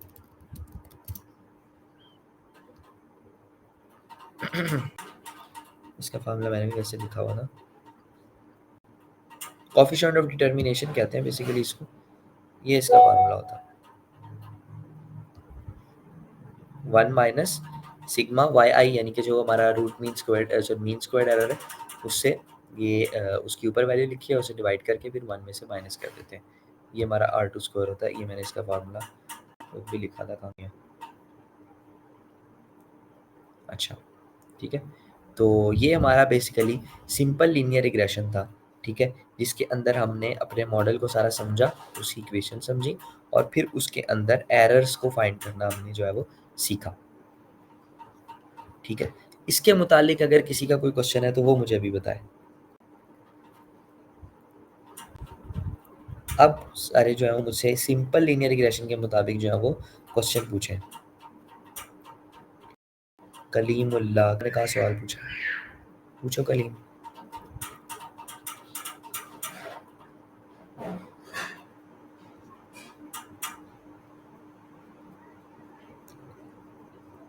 ओके, ये हमारे पास जो R2 स्कोर है ये परसेंटेज ही है हमारी, देखो किधर गया, ये देखें हमारी परसेंटेज है ना 0.78। कभी भी हमें परसेंटेज 78% तो नहीं लिखा हुआ आएगा। ये हमारा जो एरर है ये भी परसेंटेज ही है समहाउ, क्योंकि ये इसको हम क्या कहेंगे देखिए परसेंटेज क्या होती है, आप ऑब्टेन्ड मार्क्स को टोटल मार्क्स से डिवाइड कर रहे होते हैं ना, तो आप वही कर रहे हो, टोटल से डिवाइड करो, बस 100 से डिवाइड मल्टीप्लाई करना बाकी है। अब इसको 100 से मल्टीप्लाई करोगे आपका एरर परसेंटेज में आ जाएगा। इस तरह इसी R2 स्कोर को आप जब 100 से मल्टीप्लाई करोगे तो 78% एक्यूरेसी ही है, 0.78 एक्चुअली। 7 मुझे वो लफ्ज़ भूल गया एक्चुअली कि 100 से अगर मल्टीप्लाई ना करते हो, ये भी परसेंटेज ही है, तो उसको क्या कहते हैं, उसको परसेंटाइल, कौन सा परसेंटाइल कहते हैं, मुझे वो भूल गया है, मैं अभी देख के बता दूंगा। तो इसको आप 100 से मल्टीप्लाई करो तो ये आपकी परसेंटेज आ जाएगी, ये आ गई। मैंने रन नहीं किया इसको, सॉरी। वो आप करेंगे तो आपको वही परसेंटेज आ जाएगी। और कोई क्वेश्चन?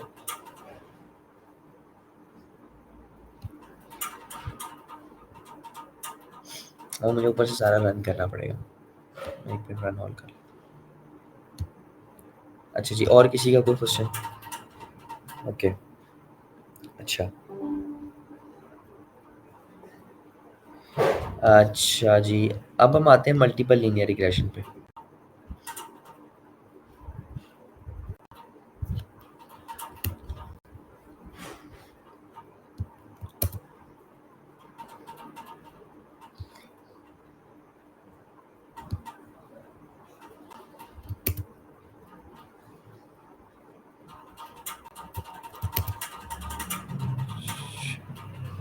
मुझे ऊपर से सारा रन करना पड़ेगा, वो मैं बाद में कर लूँगा। अच्छा,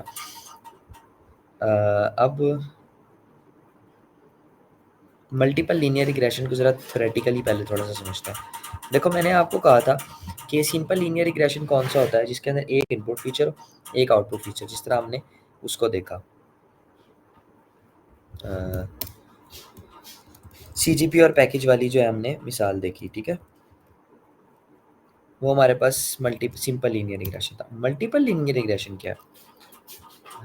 मल्टीपल लीनियर रिग्रेशन हमारा है कि जिसके अंदर हमारा इनपुट फीचर्स जो है वो एक से ज़्यादा हो, ठीक है, और आउटपुट फीचर एक हो, ठीक है। इनपुट फीचर एक से ज़्यादा हो और आउटपुट फीचर एक हो, ठीक है। ये अभी हम डेटा सेट में आपको दिखाता हूँ जिसके ऊपर हम कर रहे हैं भाई, फिर मैं इसकी मैथमेटिकल इंट्यूशन आपको समझाता हूँ।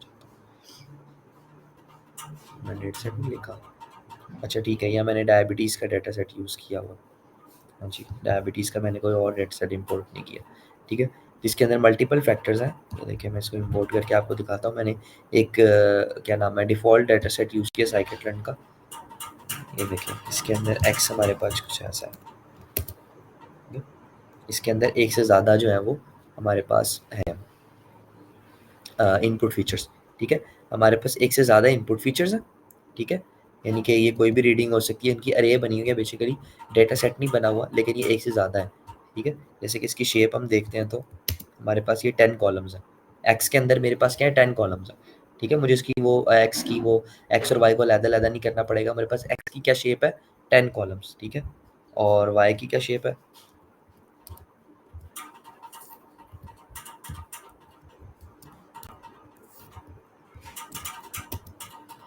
वाई की हमारी शेप है एक, 440 रोज 10 कॉलम्स 1 कॉलम्स, ठीक है।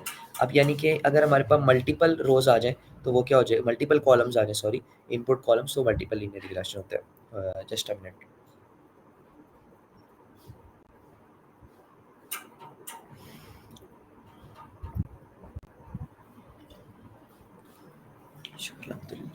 अच्छा जी, मल्टीपल लीनियर रिग्रेशन।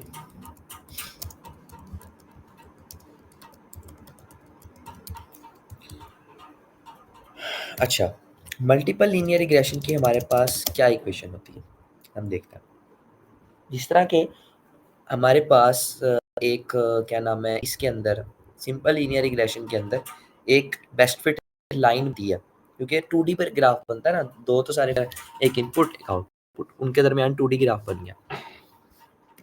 अब मल्टीपल लीनियर रिग्रेशन में जब हमारे पास क्या नाम है, इनपुट फीचर 10 हो जाएंगे या 2 से ज़्यादा हो जाएंगे और इनपुट आउटपुट फीचर 1 हो जाएगा, तो हम उसके अंदर ग्राफ नहीं उसका प्लॉट करके आपको दिखा सकते, क्योंकि इंसानी आँख 3D देख सकती है ज़्यादा से ज़्यादा, ठीक है? और उसके अंदर भी क्या नाम है, वो उस मल्टीपल लीनियर रिग्रेशन को दिखाना मुश्किल है, लेकिन मैं आपको उसकी पिक्चर दिखाता हूँ कि एक्चुअली उसके अंदर क्या बनता है। एक्चुअली जिस तरह सिंपल लीनियर रिग्रेशन के अंदर एक बेस्ट फिट लाइन बनती है ना, इस तरह मल्टीपल लीनियर रिग्रेशन के अंदर वो बनती है, एक हाइपर पैरामीटर प्लेन बनता है, ठीक है? आई होप कि मुझे ग्राफ मिल जाएगा। एक हाइपर पैरामीटर प्लेन बनता है, ये देखें जी, समहाउ इस तरह ये हमें एक हाइपर पैरामीटर प्लेन मिलता है, यानी कि ये मल्टीपल फीचर्स, यानी कि मल्टीपल, ये भी 3D प्लॉट बना हुआ है, ठीक है? 3D प्लॉट बना हुआ है, ठीक है? उसके अंदर हमें एक हाइपर पैरामीटर प्लेन मिलता है। ठीक है, मैं इसको ज़ूम करूँ, ये हमारे डेटा पॉइंट्स है, इसके दरमियान एक प्लेन बन जाता है, एक 2D प्लेन बन जाता है, यानी कि एक 3D ग्राफ है ना ये, इसके अंदर एक 2D प्लेन बना हुआ है, 2 डायमेंशनल प्लेन बना हुआ है, और इसके ज़रिए हम प्रेडिक्ट करते होते हैं, ठीक है? जिस तरह ये सबसे अच्छा बना हुआ है, ये देखें। ये देखें, ये हाइपर पैरामीटर प्लेन बना हुआ है कुछ इस तरह का, ठीक है? ये देखें, ये ज़्यादा अच्छी विजुअलाइजेशन है, मल्टीपल लीनियर रिग्रेशन का मॉडल विजुअलाइज किया हुआ, ठीक है? ये हाइपर पैरामीटर प्लेन बनता है। अच्छा, क्यों? क्योंकि हमारे पास वेट्स जो है वो एक से ज़्यादा होते हैं, दो से ज़्यादा होते हैं, वेट्स एक से ज़्यादा, क्योंकि देखें हमारे पास जो सिंपल लीनियर रिग्रेशन था उसके अंदर एक ही एक्स था, एक ही इनपुट फीचर है ना, वही आएगा। लेकिन हमारा जो मल्टीपल लीनियर रिग्रेशन है उसके अंदर हमारी जो इक्वेशन होती है कुछ इस तरह की होती है। बीटा कैसे लिखूंगा, नहीं ब्रैकेट यूज़ कर, या फिर जैम बोर्ड पे लिखते हैं। ये देखें, एक्चुअली मल्टीपल लीनियर रिग्रेशन के अंदर जो मेरी वो है ना,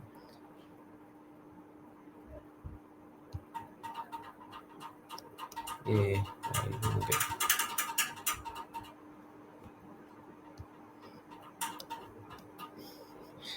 सॉरी,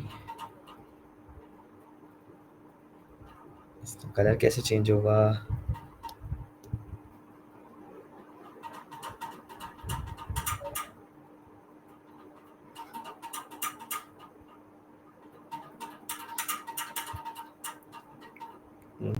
ये रेड कलर ठीक है।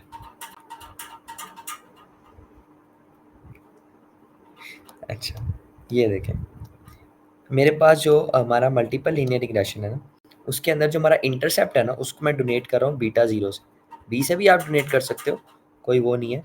इसको मैं क्योंकि कोएफिशिएंट्स हमारे होते हैं तो हम इसको बीटा से डोनेट करते हैं, डिनोट करते हैं, रिप्रेजेंट करते हैं। बी भी लिख सकते हो, ठीक है? अच्छा, चूंकि आपको पता है कि मल्टीपल लीनियर रिग्रेशन में आपके एक से ज़्यादा फीचर होते हैं, सिंपल लीनियर रिग्रेशन में आपका एक इनपुट फीचर था, ठीक है? तो एक ही स्लोप आई थी, ठीक है? एक फीचर था, एक स्लोप आई थी हम, क्योंकि एक इनपुट फीचर था उसके साथ मल्टीप्लाई हो गया, ठीक है? इसके अंदर क्या होता है, इसके अंदर आपकी जितने कॉलम्स होंगे उतनी स्लोप्स होंगी, ठीक है? फॉर एग्जांपल पहला कॉलम है तो उसके लिए बीटा 1 उसकी स्लोप आ जाएगी, ठीक है? ठीक है, बीटा 1 उसकी स्लोप आ जाएगी, और x1 पहला कॉलम, ठीक है? दूसरा कॉलम और बीटा 2, यानी कि दूसरा हमारे पास जो स्लोप है, दूसरा वेट, ठीक है? बीटा 2 x2, यानी कि जितने कॉलम्स होंगे उतने हमारे पास कोएफिशिएंट्स होंगे, ठीक है? इसको अभी हम जब यहाँ पे रन करेंगे, ये देखिए सारा मॉडल जब हम बना लेंगे, अपने मॉडल को फिट कर लेंगे, हम इसके निकालेंगे इसके कितने कोएफिशिएंट हैं, इसको जब मैं रन करूँगा तो आपको 10 मिलेंगे, ठीक है, ये मैं 1 मिनट रन करके आपको दिखाता हूँ।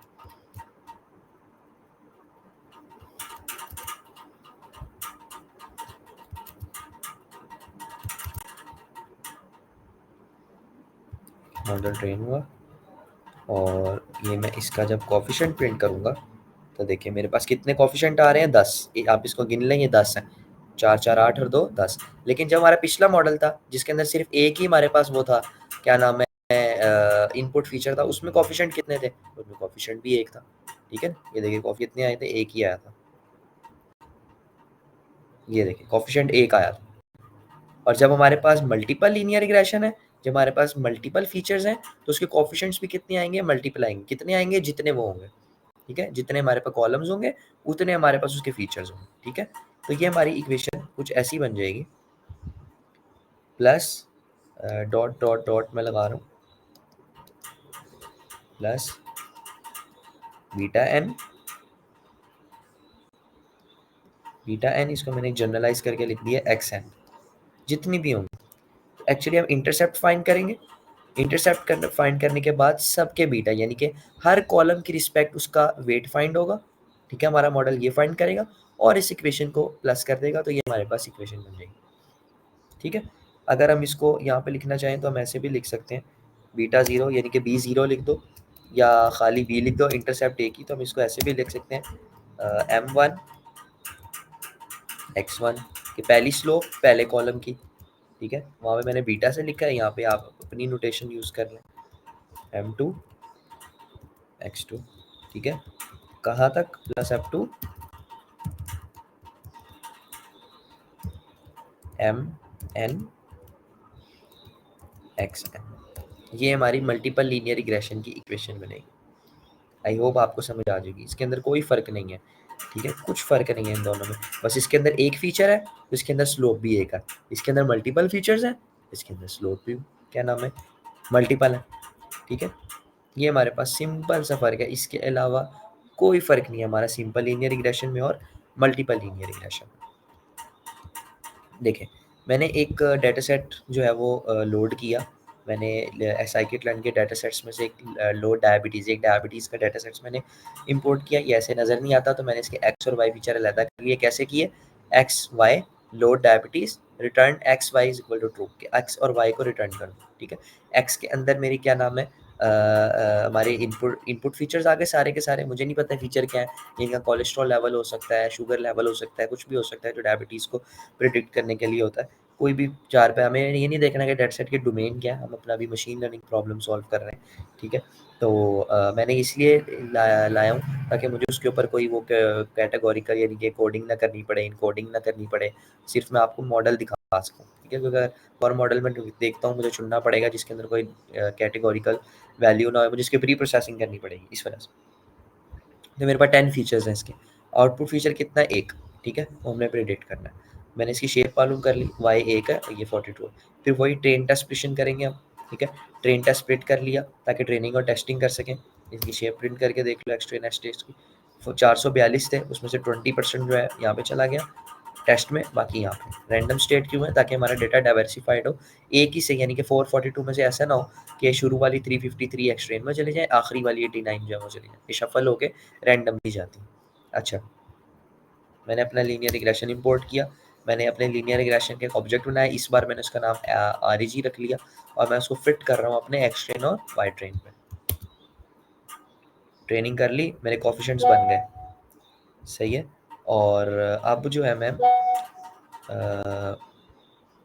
एल आर डॉट प्रिडिक्ट कर रहा हूँ एक्स टेस्ट, यानी कि मैं अपना जो है वो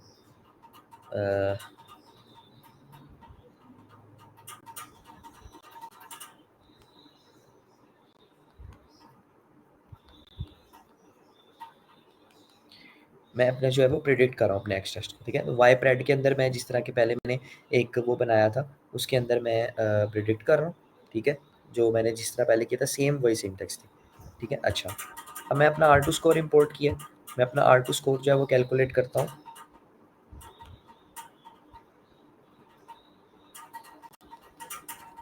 तो R2 स्कोर प्रिडिक्ट करने के बाद मेरा 43% जो है मेरी एक्यूरेसी आ रही है, जो काफ़ी कम है, लेकिन अभी हम एक्यूरेसी को स्टडी नहीं कर रहे, वो मैं इसलिए टाइम बचा रहा हूँ ग्रेडियंट डिसेंट को हम देखें।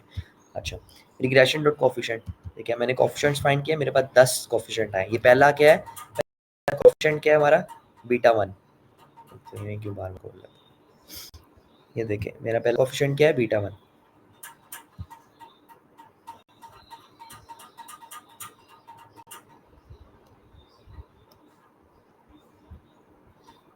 ये देखिए पहला कोफिशिएंट मेरा क्या है, बीटा 1, ये यहाँ पे आएगा, ये M1, आप जो भी कहना चाहें, M1।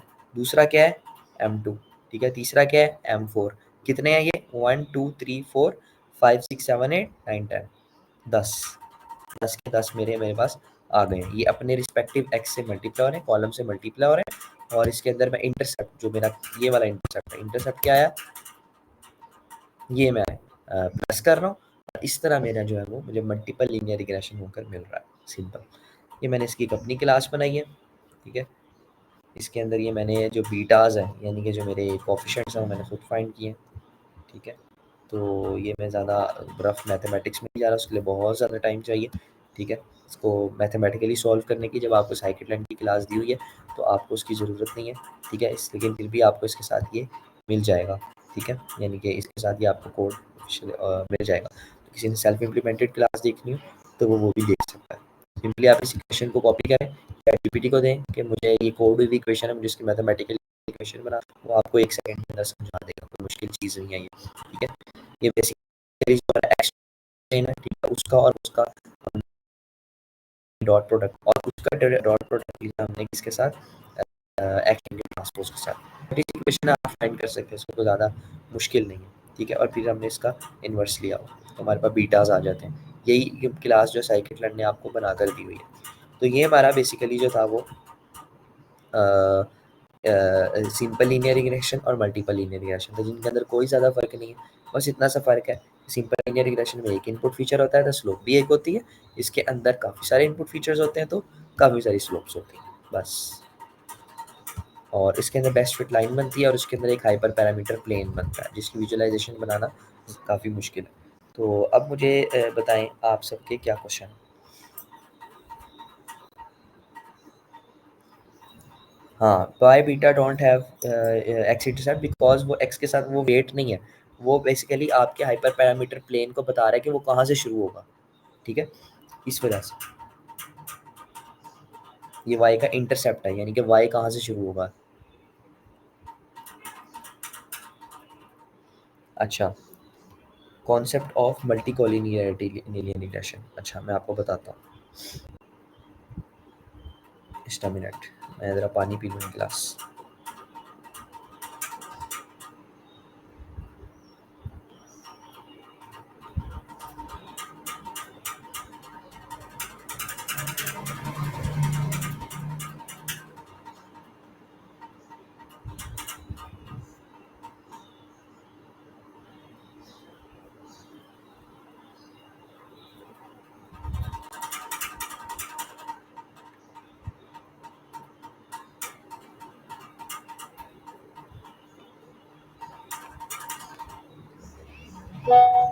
ओके, सो मल्टीकोलिनियरिटी हमारी तब एग्जिस्ट करती है जब हमारे कोई से दो जो वो है ना फीचर्स, वो हाईली कोरिलेटेड हो एक दूसरे के साथ, ठीक है। कि वो उनकी जो कोरिलेशंस है वो काफ़ी ज़्यादा हो, यानी कि फॉर एग्जांपल दो ऐसे फीचर है जिनकी हम हीट मैप ड्रॉ कर रहे हैं ना अगर प्री प्रोसेसिंग में, तो उनका जो क्या नाम है वो आ रहा है ना कोरिलेशन आपस में, वो 0.9 है, 20% कोरिलेटेड है, बिल्कुल सेम है, 80% कोरिलेटेड है, ठीक है, 85% कोरिलेटेड है, तब हमारी मल्टी कोलिनियरिटी आ जाती है। मल्टी कोलिनियरिटी क्या करती है कि हमारे डाटा की लीनियरिटी को इफेक्ट करती है, ठीक है। हमारे डाटा की जो लीनियरिटी है वो उसको, तो उसके लिए हम क्या करते हैं, उसके लिए हम उनमें से एक को छोड़ देते हैं, ठीक है। हम एक वेरिएबल को छोड़ देते हैं। अच्छा, क्या नाम है, हम उनमें से ना एक को छोड़ देते हैं, यानी कि अगर हमारी दो कोरिलेटेड है, एक 90% कोरिलेटेड है दूसरे से, तो हम क्या करते हैं, उनको एक को छोड़ देते हैं, या हम उसके ऊपर पीसीए परफॉर्म करते हैं। पर पीसीए परफॉर्म करते हैं तो वो हमें क्या करता है कि जिनकी वेरिएंस जो है वो ज़्यादा आ रही होती है, ठीक है। यानी कि जिनकी वेरिएंस जो है, फॉर एग्जांपल अगर हमारे पास दो हाईली कोरिलेटेड आपस में फीचर्स आ गए हैं ना, तो वो हमारी वेरिएंस को इफेक्ट करेंगे, वो हमारे डेटा का जो ग्राफ है ना, बल्कि मैं आपको इसका ग्राफ दिखाता हूँ, आपको पता चलेगा।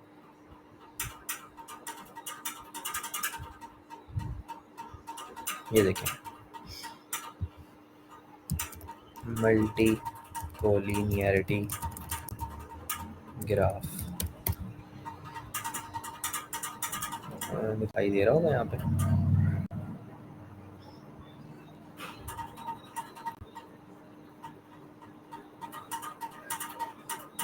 कुछ और दिखाना चाह रहा हूँ।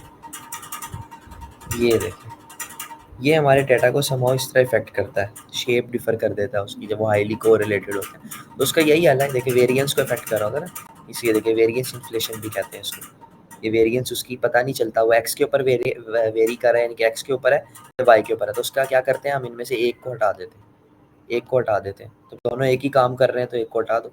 वही डायमेंशनैलिटी रिडक्शन करते हैं हम उसके ऊपर पीसीए के जरिए या टिस्ने का एल्गोरिथम यूज करके। अच्छा, अब आपका नेक्स्ट सवाल क्या है, हेट्रोसेडिस्टी। अच्छा,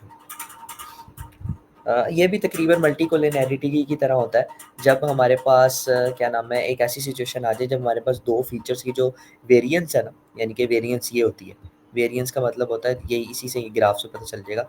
ये देखो, अब हमें पता नहीं चल रहा कि ये हमारा डेटा जो है ना मुकम्मल तौर पर एक्स के ऊपर वेरी कर रहा है, ठीक है, हमें पता चल रहा है कि ये जो डेटा है ना ये सारा एक्स के ऊपर है, तो एक्स फीचर जो है वो वाई से ज़्यादा इंपॉर्टेंट है, ठीक है। यही समहाउ जो है मैंने इसके बारे में ज़्यादा पढ़ा नहीं है हेटेरो, मैंने थोड़ा पीसीए को पढ़ते इसके बारे में देखा था।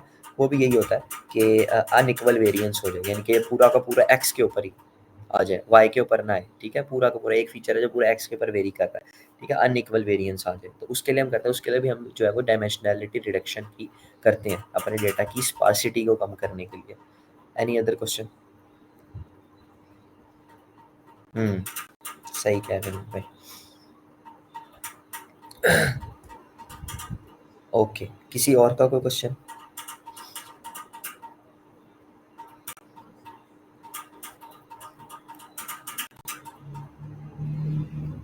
किसी और का कोई क्वेश्चन है तो बताएं। इजाज़त चाहिए? चलें ठीक है, इजाज़त मिल जाती। आई होप आप सबको जो है वो क्या नाम है, ये चीज़ समझ में आ गई होगी। मैं आपको थोड़ा-सा इंट्यूशन जो है वो ग्रेडिएंट डिसेंट का दे देता हूँ, ठीक है? उसका कोड भी मैं आपको दिखाता हूँ, ठीक है? ग्रेडिएंट डिसेंट में हम बेसिकली क्या करते हैं, ग्रेडिएंट डिसेंट में हम इसी जो हमारा एरर आता है ना, इसी एरर को हम मिनिमाइज़ करने की कोशिश कर रहे होते हैं, और वो ग्रेडिएंट डिसेंट सिर्फ लीनियर रिग्रेशन में नहीं लगता। ग्रेडिएंट डिसेंट हमारा जो है वो किसी भी एल्गोरिदम के ऊपर लगता है। किसी भी एल्गोरिदम का स्लोप फंक्शन जो है ना, किसी भी एल्गोरिदम का सॉरी, किसी भी जो एल्गोरिदम का है ना एरर फंक्शन, हम उसको उसके ऊपर ग्रेडिएंट डिसेंट अप्लाई करके जो है ना अपना जो है वो एरर मिनिमाइज कर सकते हैं। कैसे करते हैं मैं दिखाता हूँ। हमारी आज की डे की रिक्वायरमेंट तो नहीं थी, लेकिन हम देखते हैं उसको थोड़ा सा।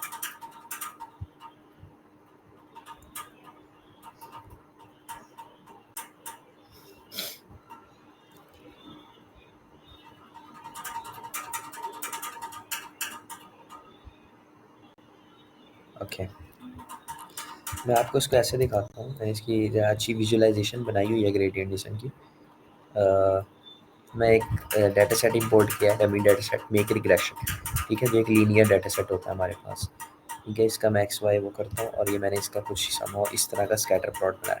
ये देखिए, ये मेरा एक डेटा सेट है, इसके अंदर सिर्फ 4-5 वैल्यूज़ है, किसी वजह की वजह से है, ठीक है। अभी मैं आपको बताता हूँ,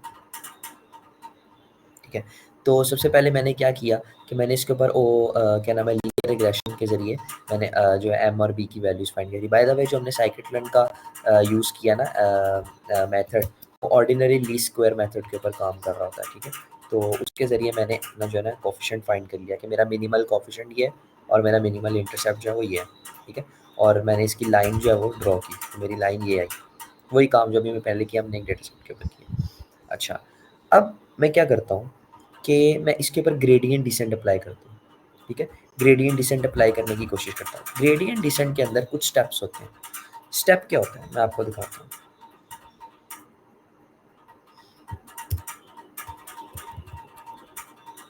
ग्रेडिएंट डिसेंट के अंदर आपको बेसिकली ग्रेडिएंट डिसेंट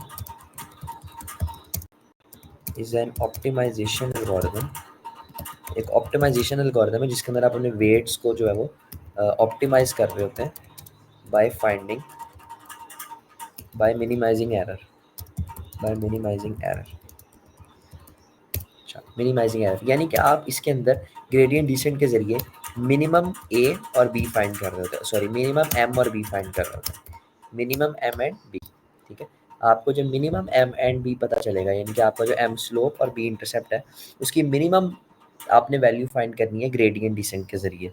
ठीक है, उसके अंदर आप सबसे पहला स्टेप क्या करते हैं? ठीक है, स्टेप नंबर 1 क्या होता है आपका? रैंडम सिलेक्शन करते हैं आप एम और बी की। ठीक है, मैं इसका आपको कोड भी खुद करके अपना किया हुआ दिखाऊंगा, मैंने इसको क्लास से नहीं किया। ठीक है, स्टेप 2 मैं आपको बताता हूँ, पहले हम स्टेप 1 देखें।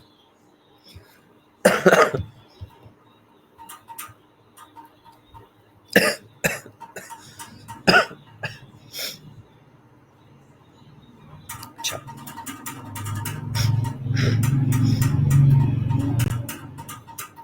या मैं ऐसे ही आपको दिखाता हूँ स्टेप में।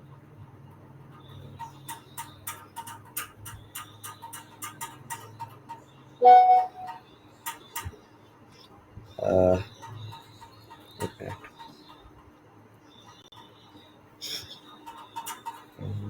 अगर मैं इसको ऐसे शुरू करूँगा तो लंबा हो जाएगा। तो अच्छा, सबसे पहले मैं आपको बताता हूँ एम और बी ना रैंडमली सिलेक्ट करते हैं। ठीक है, यानी कि फॉर एग्जांपल हमारा मिनिमम एम और बी जो है ना वो 0.1 या समथिंग है। क्या नाम है, तो मैंने अगर मिनिमम फाइंड करना है तो मैं सबसे पहले रैंडमली शुरू करूँगा और फिर उसको मिनिमम की तरफ लेकर जाऊँगा। कैसे, मैं आपको दिखाता हूँ।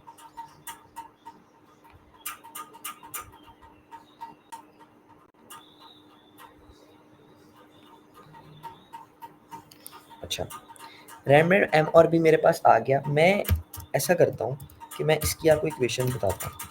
फॉर एग्जाम्पल मैं क्या करता हूँ, मैंने एक रैंडम एम और बी सिलेक्ट कर लिया। अब मैं एक लूप के अंदर काम कर रहा हूँ जिसमें सर्टन इपॉक्स में चला रहा हूँ, सर्टन आइट्रेशंस कर रहा हूँ, 100 आइट्रेशन, 1000 आइट्रेशन, वो हम सिलेक्ट करते हैं, उसी को फाइन ट्यूनिंग कहते हैं। ठीक है, अब मैं कैसे करता हूँ, मैं क्या करता हूँ, b new is equal to b old, यानी कि मैं एक रैंडम बी से शुरू कर रहा हूँ, रैंडम इंटरसेप्ट से शुरू कर रहा हूँ, 0.1 से 0.2 से शुरू कर रहा हूँ। ठीक है, तो मैं क्या करता हूँ कि मैं एक लूप चला देता हूँ जिसके अंदर मैं बी ओल्ड माइनस स्लोप, यानी कि मैं जो हमारा स्लोप है, जो हमारी डेटा की स्लोप है, उससे क्या नाम है मैं माइनस करी जा रहा हूँ अपने क्या नाम है बी को, और मैं बी को बेहतर बना रहा हूँ। ये आपको बड़ा अजीब सा लगेगा, समझ नहीं आएगा जब तक मैं आपको इसका ना ग्राफ बना कर नहीं दिखाऊंगा।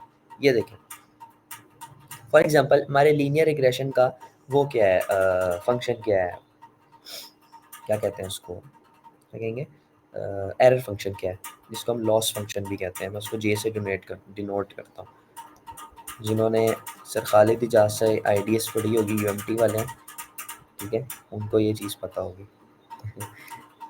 ठीक है, अच्छा, ये मेरे पास लॉस फंक्शन आ गया सिग्मा डी का स्क्वायर, सिग्मा डी का स्क्वायर। अब डी क्या है, वाई आई माइनस वाई बार। ठीक है, वो आप सबको पता है, मैं उसको डी लिख रहा हूँ अभी, चले वो भी लिख देता हूँ,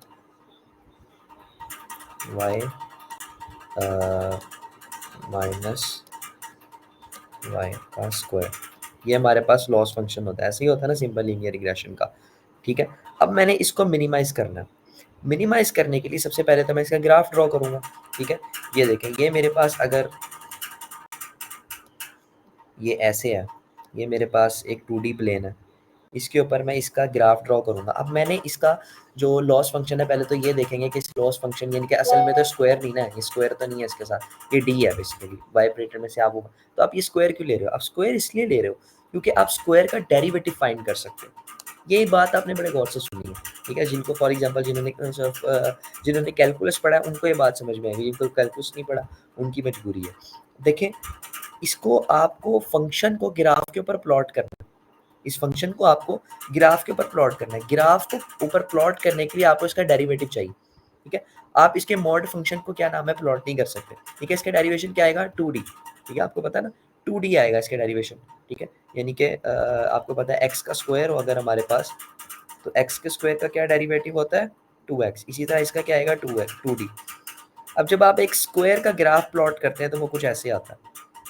ये ऐसे थोड़ा सा सही नहीं बनाया मैंने, आई होप इसको थोड़ा सा यहाँ से सही करेंगे, ये बस ठीक है, ऐसे बनता है, इस तरह आपका स्क्वायर का ग्राफ बनता है।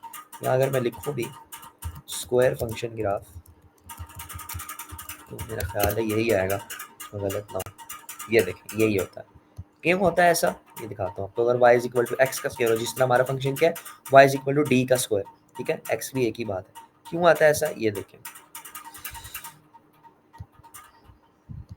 ये भी आपको बता देता हूँ क्यों है। देखो यहाँ पे क्या है, 0 या 1, यहाँ पे मेरा क्या है 2, ठीक है। अगर मैं y की वैल्यू रखता हूँ, x की वैल्यू रखता हूँ 1, ठीक है, ये d की वैल्यू मैं रखता हूँ 1, ये y is equal to 2x का फंक्शन है ना, y is equal to 2x, यहाँ पे आप इसको 2d कह लें या जो भी कह लें, ठीक है। मैं इसको एक्स वाई की टर्म में बोलूँगा तो y is equal to 2x, और फंक्शन की टर्म में बोलोगे तो j is equal to 2d, इसके डेरिवेटिव का, ठीक है।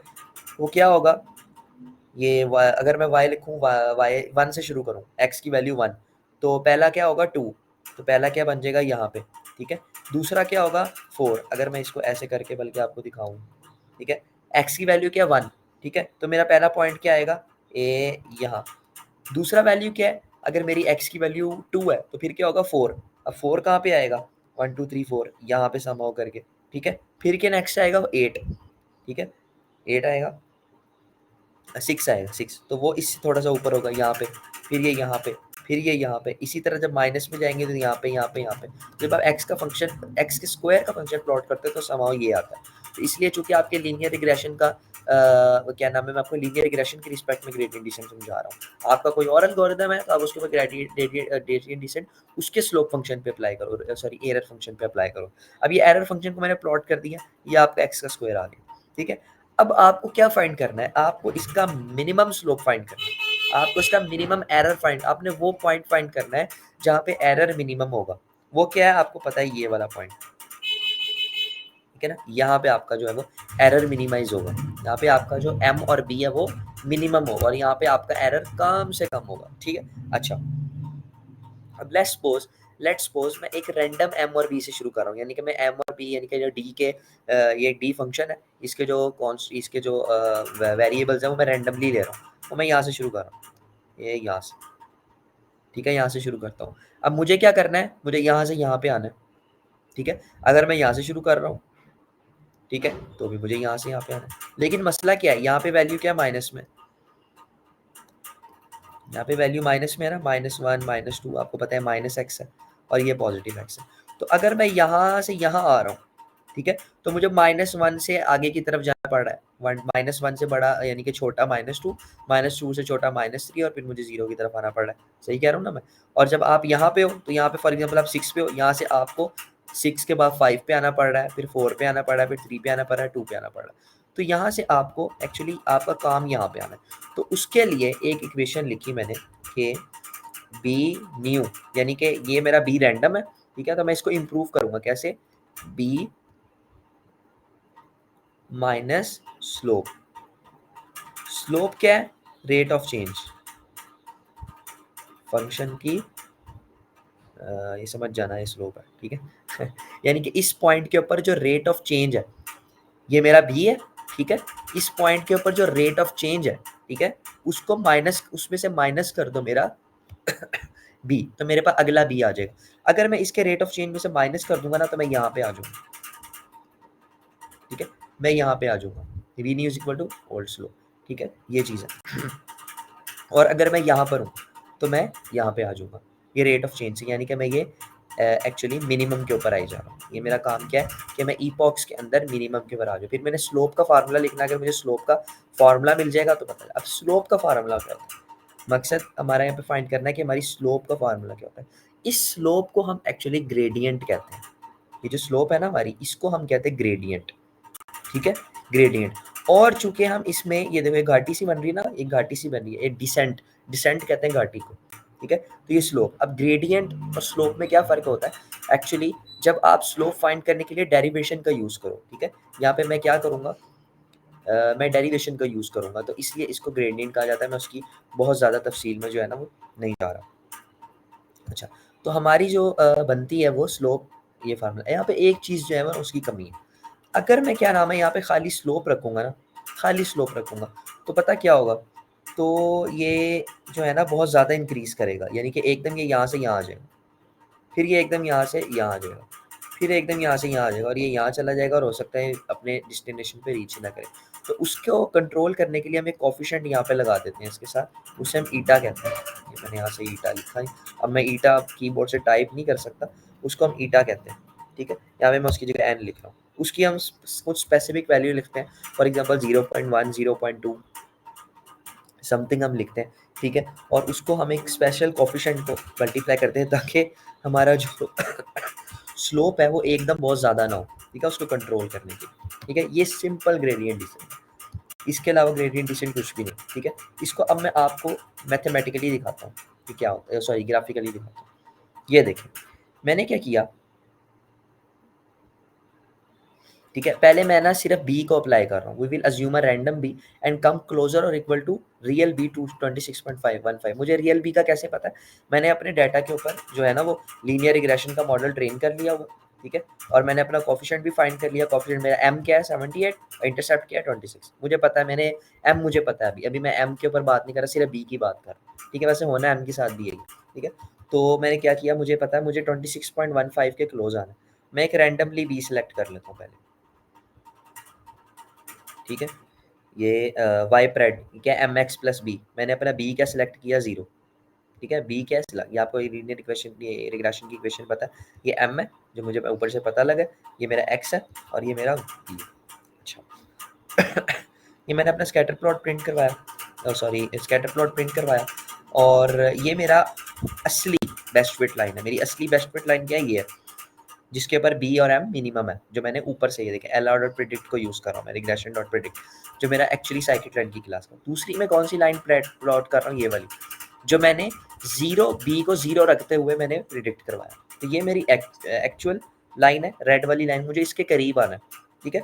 और ये मेरा एक रैंडम बी जो मैंने जीरो सेलेक्ट किया उसके करीब, मुझे जीरो से कहाँ पे आना है 26.15 पे, क्योंकि मैंने चेक किया इसकी मिनिमम क्या है इंटरसेप्ट 26.15। देखते हैं कैसे आया जाता है। ये मैंने एक आइट्रेशन की। उसके बाद मैंने क्या काम किया, देखो मैंने अपनी लॉस स्लोप फाइंड की। लॉस स्लोप क्या है, यानी कि वो जो मेरी अभी मैंने आपको बताया ना फॉर्मूले के अंदर ये वाली स्लोप, ठीक है? उसकी इक्वेशन, उसकी इक्वेशन। अब ये उसकी इक्वेशन कैसे फाइंड की जाएगी, ये थोड़ा सा मुश्किल मामला है, ये मैं सिर्फ आपको हिंट दे देता हूँ, ठीक है? आप जो कैलकुलस वाले बच्चे हैं उन्हीं को समझ आनी है, बाकियों को समझ नहीं आएगी जिनको डेरिवेशन का नहीं पता। देखें, बल्कि स्टेप थ्रू नहीं, स्लोप का क्या मामला है। स्लोप कैसे फाइंड की जाती है, bye differentiating slope with respect to b. I'm sorry, by differentiating error function j loss function with respect, मेरा loss function क्या है, y माइनस वाई स्क्वायर, ठीक है? अगर तो मैं उसका b के रिस्पेक्ट में डेरिवेटिव ले लूँ, एक सेकंड के अंदर बस आपको ये दिखा देता हूँ, सॉल्व आप खुद कर लेना, ज़्यादा मुश्किल डेरिवेशन है नहीं उसकी। फिर मैं आपको उसका आंसर बता दूंगा फाइनल इक्वेशन क्या आती है। बाद में अगर किसी का हो तो मुझे मैसेज करके पूछ ले, मैं उसको नोट्स इसके सेंड कर दूंगा। देखो मेरे यहाँ जे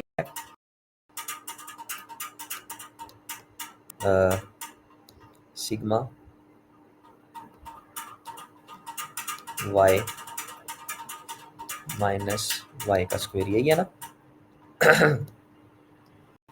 यहाँ पे जो मेरे पास प्रिडिक्टेड है, यानी जो प्रिडिक्टेड है इसका फार्मूला मुझे पता है, ठीक है? इसका फार्मूला मुझे पता है, क्या इसका फार्मूला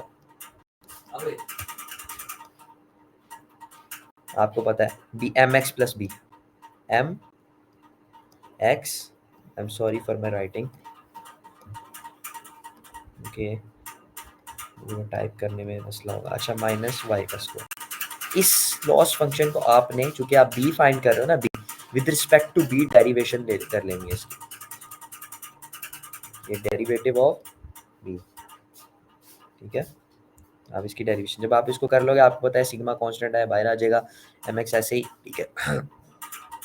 और ये वाई क्या नाम है, बी जो है ये 1 हो जाएगा। तो आप जब इसकी मुकम्मल डेरिवेशन कर लोगे, ये आपके पास इक्वेशन बनेगी, ठीक है? -2 ठीक है, ये जो इसका होल स्क्वायर था ना, एक्चुअली आई एम सॉरी, इसका होल स्क्वायर था, आगे इसका होल स्क्वायर था, इसका होल स्क्वायर है यहाँ पे, ये स्क्वायर नहीं, इसका होल स्क्वायर था। सबसे पहले तो ये 2 आ जाएगा और 2 के बाद इक्वेशन ऐसे ही, और फिर इसका डेरिवेटिव लिया जाएगा। जब इसका डेरिवेटिव लेंगे तो क्या बचेगा, क्या नाम है, कैलकुलस वाले बच्चों क्या बचेगा, बस वही बचेगा। तो ठीक है, ये -2 जो होल स्क्वायर के यानी कि फंक्शन है y माइनस वाई का स्क्वायर, तो ये स्क्वायर बाहर आ गया और सिग्मा np डॉट सम को मैंने सिग्मा लिखा है और ये पूरी इक्वेशन। ठीक है, और चूंकि इसमें से कुछ भी नहीं बचेगा, जब इसकी डेरिवेशन करेंगे कुछ भी नहीं बचेगा, ये भी कांस्टेंट 0, ये भी, और ये 1 हो जाएगा, तो 0 प्लस 1 प्लस 0 वो कुछ भी नहीं बचेगा। ठीक है, तो ये और वो आपस में मल्टीप्लाई हो रहा है, तो हमारे पास ये लॉस स्लोप की स्लोप। ठीक है, तो मैंने क्या कहा कि लर्निंग रेट जो मैंने ईटा था वो मैंने क्या ले लिया 0.1। ठीक है, तो मैंने इसको लॉस स्लोप को मल्टीप्लाई किया एल आर से। ठीक है, तो ये मेरा स्टेप साइज है। ये एक्चुअली क्या हो रहा है, ये वाली इक्वेशन, इसको मैं ऐसे भी लिख सकता हूँ, इसको मैं ऐसे भी लिख सकता हूँ, मेरा ये loss slope multiply by learning coefficient. ये यहाँ पे लर्निंग कोफिशिएंट क्या है, ईटा, ये मेरा ईटा, ये एन ईटा जो मेरा 0.1 मैंने सम कोफिशिएंट रखा है, और ये मेरी क्या स्लोप है। स्लोप का फार्मूला मैंने कैसे बनाया है, डेरिवेशन करके। अब देखो, अब b is equal to b minus, मैंने जब किया तो डायरेक्ट किस पे आया, 20.9 पे। मैंने कहा जाना है 26.15 पे, बड़ा मेरा b। ठीक है, मेरा b बड़ा। ठीक है, और एक इस इक्वेशन की ये भी बड़ी बात है कि अगर b नेगेटिव में होगा उसको माइनस करेंगे तो पॉजिटिव में चला जाएगा, अगर पॉजिटिव में होगा माइनस करेंगे तो नेगेटिव में चला जाएगा, ये आपने खुद सोचना। अच्छा, तो ये क्या आ गया 20.9। अब इसको जब मैंने प्लॉट किया, ये देखें मैंने प्लॉट का आपको दिखा रहा, OLS मेरी असली लाइन क्या है, ये वाली लाइन। बी जब मैंने 0 रखा था रैंडम पिछले, तो मेरी क्या लाइन थी, ये वाली लाइन। अब जो मैंने तरक्की की है, मैंने अपने ये बी को तरक्की दी है, b minus b old minus b new is equal to b old minus slope multiply by coefficient. तो ये देखो मेरी लाइन कहाँ आ गई, इसके करीब आ गई, और बी की वैल्यू क्या होगी 20.9। अब अगर मैं यही सेम काम एक और आइट्रेशन करूं, एक और आइट्रेशन की मैंने इसको, सारा काम हम लूप में करेंगे। ठीक है, बार बार नहीं आपको करना, एक दफ़ा क्लास लिख देनी है, खुद ही काम करेगी। तो देखो ये मेरा जो बी आप क्या बन गया 25.1, 26.15 के मैं करीब आ गया। एक और आइट्रेशन करूंगा तो मेरा ये प्रॉपर पूरा 25.9 आ गया, और आइट्रेशन करूंगा ये प्रॉपर उसके ऊपर 26.1 अचीव कर लिया। तो मैंने अपने ग्रेडियंट डिसेंट के जरिए अपना जो एक्चुअल बी था वो अचीव कर लिया। ठीक है, और मैंने इसकी एक कोड लिख दिया प्रॉपर जो मेरा कोड में काम कर रहा है। मैंने एक रैंडम बी लिया, एक्चुअल एम दिया, लर्निंग रेट दिया, उसको इपॉक्स बताया, इपॉक्स से बना था आइट्रेशन, और मैंने एक लूप लगाया for i in range of epochs. ये लॉस लॉप, ये लॉस लॉप की इक्वेशन जो मुझे डेरिवेशन करके आई थी वो क्या थी, -2 सिग्मा सिग्मा, और उसके बाद ये वाला function y minus m x plus b minus b. ये एक्स डॉट रेवल कुछ भी नहीं है, ये एक्चुअली उसको जो है ना वो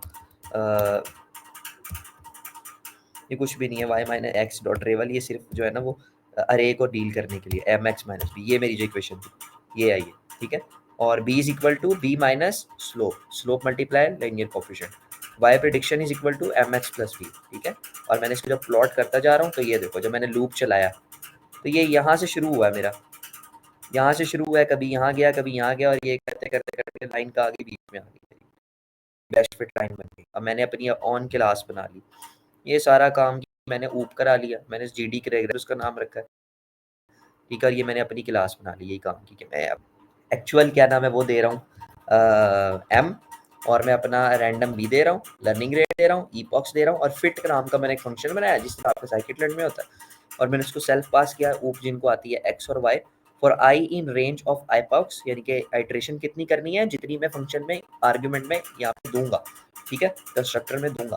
ठीक है, उतनी, और मेरी सारी वही जो ऊपर मैंने कोड लिखा वही है, और जब मैं उसको अपने पैरामीटर पास करता हूँ gd.ptaxy, क्योंकि मैंने प्रिंट भी लिखा हुआ ना यहाँ पे, तो वो क्या नाम है मुझे यहाँ से देखो, यहाँ पे ये स्लोप के ऊपर जाते जाते एंड पे कहाँ ख़त्म करता है,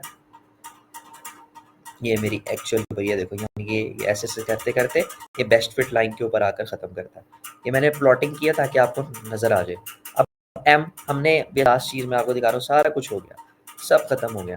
अब हमने ये कब किया था, बी के लिए फाइंड किया था, यही काम हमने किसके लिए किया था, बी के लिए। अब भाई यही सारा काम एम के लिए, स्लोप फाइंड करने, एम फाइंड करने के लिए यही सारा काम एम के लिए, जहाँ बी है वहाँ एम लिख दो, जहाँ एम है वहाँ बी लिख दो। ठीक है, यही इक्वेशन जो है वो किसके लिए है, m के लिए। m new is equal to m, m को हमने इंप्रूव करना है, एक रैंडम m सिलेक्ट करना है, रैंडम स्लोप उसको इंप्रूव करी जा रहा है। लेकिन एक छोटा सा डिफरेंस है, इसकी स्लोप और होगी, इसकी स्लोप और होगी। देखो कैसे, b की बारी हमने क्या किया था, एरर फंक्शन को with respect to b derive किया था, डिफरेंशिएट किया था। और m को अब बारी हम क्या करेंगे, स्लोप फंक्शन को with respect to m differentiate करेंगे। ये देखो, ये हमने क्या किया था, with respect to m derivative लिया था। इसी सेम फंक्शन का अगर हम with respect to m derivative ले लें, अगर इसका with respect to m derivative लें तो क्या होगा, ये देखो ये लॉस फंक्शन है हमारा। आई होप काफ़ी ज़्यादा टाइम हो गया, आई नो, और मैं भी थक गया हूँ, बस मैं इसको ख़त्म कर रहा हूँ। विद रिस्पेक्ट टू m, जब आप विद रिस्पेक्ट टू करोगे तो क्या होगा, ये मैंने गलती की है, सॉरी, ये इसका होल स्क्वायर है, तो ये क्या होगा, ये 2 ऐसे ही आ जाएगा, सिग्मा तो वैसे ही कॉमन है ना, उसको तो छोड़ो, कांस्टेंट है। और ये सारी इक्वेशन ऐसे ही mx plus b minus y, ये ऐसे ही पूरा का पूरा ऐसे ही, ठीक है। और इसका आपने अलग से डेरिवेशन करनी है, जिनको डेरिवेशन आती है, ठीक है। तो आप इसको विद रिस्पेक्ट टू एम जरा ड्राइव करो, क्या आ जाएगा, 1 1 और x, यहाँ पे सिर्फ x आ जाएगा। ये b कांस्टेंट है, ये भी 0, y की रिस्पेक्ट में हम नहीं कर रहे, ये भी कांस्टेंट है, ये दोनों 0, और सिर्फ आपके पास इक्वेशन, और इन दोनों की इक्वेशन में सिर्फ ये चेंज होगा, ठीक है। जब हम विद रिस्पेक्ट टू b करते हैं ना, विद रिस्पेक्ट टू b करते हैं, तो यही सारा आता है, तो फिर उसका आता है -2, सिर्फ यहाँ पे -2 आ जाता है। जब हम with respect to b slope लेते हैं या डेरिवेशन करते हैं, तो सिर्फ यहाँ पे ये आता है, ठीक है। और m की बारी क्या, स्लोप के इक्वेशन बनती है x, तो ये स्लोप ऑफ m है, ये स्लोप ऑफ b है। ये -2 क्यों आता है, जब आप with respect to b derive करते हो, तो ये तो ऐसे ही आ गया, लेकिन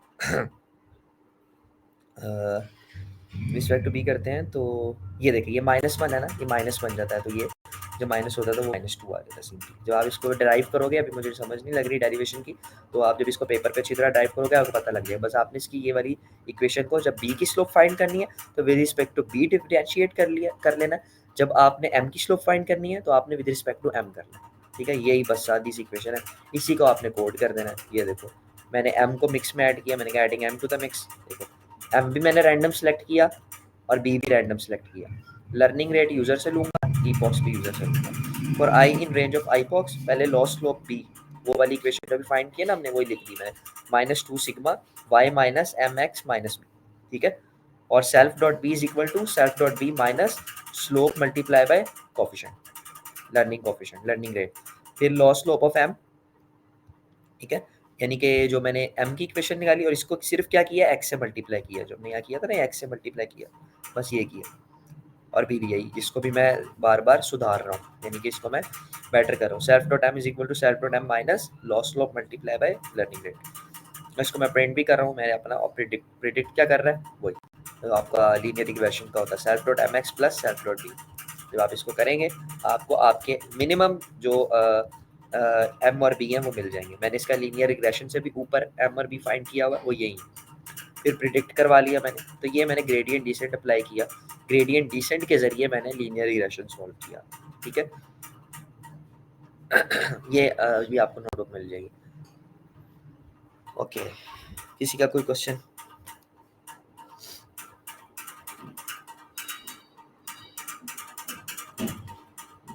हाँ ठीक है, हम बाकी सही बात है कि हम ऑर्डिनल स्क्वायर से भी ये काम कर सकते हैं, तो ग्रेडियंट डिसेंट क्यों करें।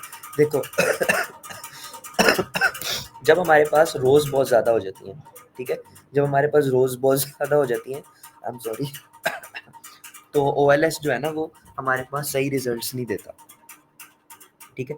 तब हम ग्रेडियंट डिसेंट को यूज़ करते हैं, क्योंकि ग्रेडियंट डिसेंट की कॉम्प्लेक्सिटी कम है, ग्रेडियंट डिसेंट की कॉम्प्लेक्सिटी कम है। और OLS जो है ना, जब आप उसको क्या नाम है उसकी मैथमेटिकल फॉर्मुलेशन में जाओगे, यानी कि ये m और b ड्राइव कर रहे होगे, ठीक है, वो भी ऐसे ही होता है, उसमें भी आपने डेरिवेशन करनी होगी, तो आपको पता चलेगा। मैंने ऊपर इसमें फॉर्मूला भी लिखा अपने कोड में, कि उसका जो फॉर्मूला होता है ना वो महदूद होता है, वो अपने आप को इम्प्रूव नहीं करता, ठीक है, वो अपने आप को इम्प्रूव नहीं करता, ठीक है, दैट्स वाई। लेकिन ग्रेडियंट डिसेंट अपने आप को कॉन्स्टेंटली इम्प्रूव कर रहा होता है। डिसेंट जो है आप उसको, ये तो हमने समझाया है सिर्फ सिंपल लीनियर रिग्रेशन से, आप इसको किसी भी मशीन लर्निंग के एल्गोरिथम में, लॉजिस्टिक रिग्रेशन का एरर फंक्शन लो, लॉस फंक्शन लो, उसके ऊपर ग्रेडियंट डिसेंट लगा दो, इसी उसके जो वेट्स हैं उनके ऊपर भी यही इक्वेशन लगा दो, तो ये आपको इसलिए समझाने के लिए तो किसी पे भी लगा सकते हो, ठीक है?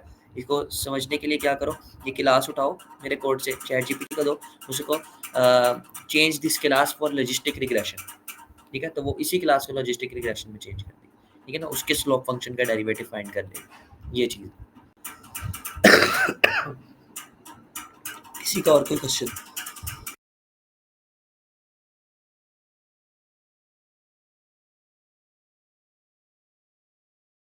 हाँ जी, यही बात है।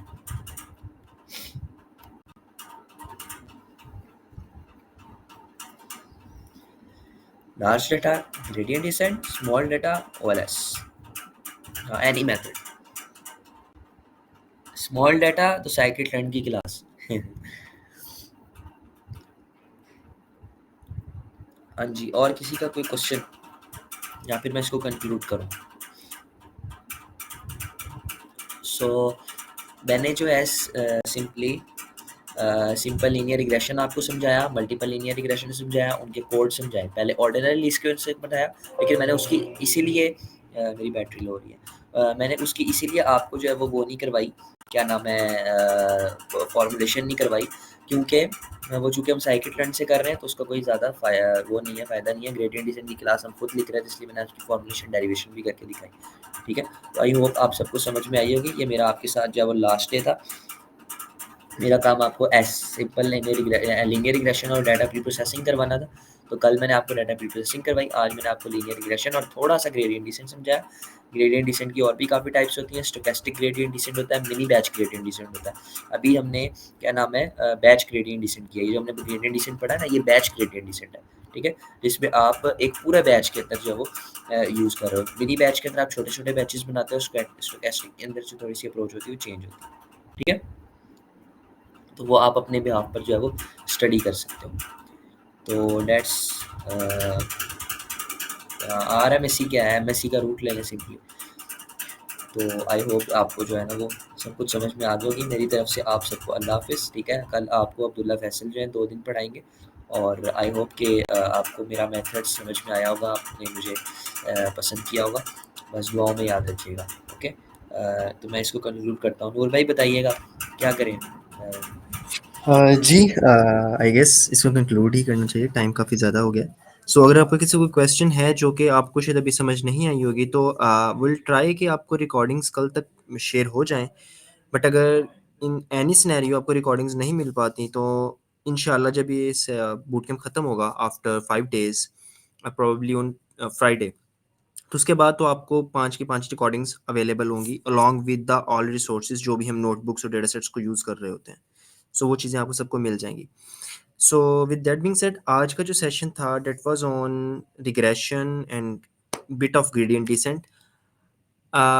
मैं खुद एक एआई का स्टूडेंट हूँ, एमएल का, और एआई, तो मुझे पता है कि जिस तरह से इन चीज़ों को हमने कवर अप करना था, जिस तरह अरमान ने कवर अप किया है, इसने बड़ी एक काइंड ऑफ ज़हानत के साथ इसको कवर अप किया, बिकॉज़ 2 घंटे के 1.5 घंटे क्लास में इतना कुछ कवर अप करना कि आपको प्रॉपर एक आइडिया भी मिल जाए, एंड आपको आई नो क्वेश्चंस होंगे, बट एक प्रॉपर गाइडेंस मिल जाए। तो it was bit hard, but still Arman ने मैनेज किया, आप लोगों ने सीखा। तो इंशाल्लाह कल से हम क्लासिफ़िकेशन पे बात स्टार्ट करेंगे। अब्दुल्ला फैसल आपको अगले 2 दिन क्लासिफ़िकेशन की पूरी जर्नी करवाएँगे, एंड आपके प्रोजेक्ट का पूरा ओवरफ्लो आप लेके चलोगे, and then in last day हम डीप लर्निंग पे काम करेंगे। सो जिसका कोई क्वेश्चन है आप पूछ सकते हो अपने कमेंट्स, जो बेसिकली ग्रुप में आप पूछ सकते हो, इधर आपने पूछना है वो पूछ सकते हो, एंड अपना फीडबैक दें। हम कोई प्रोफेशनल्स नहीं हैं, हम भी आपकी तरह स्टूडेंट्स ही हैं। तो आई नो मिसमैनेजमेंट भी कभी हो जाती है, कोई गलती भी हो जाती है। तो आप लोग अपना फीडबैक दें, एंड वी विल ट्राई कि हम नेक्स्ट टाइम वो चीज़ को दोबारा से इम्प्रूव करके तो आपके सामने आए।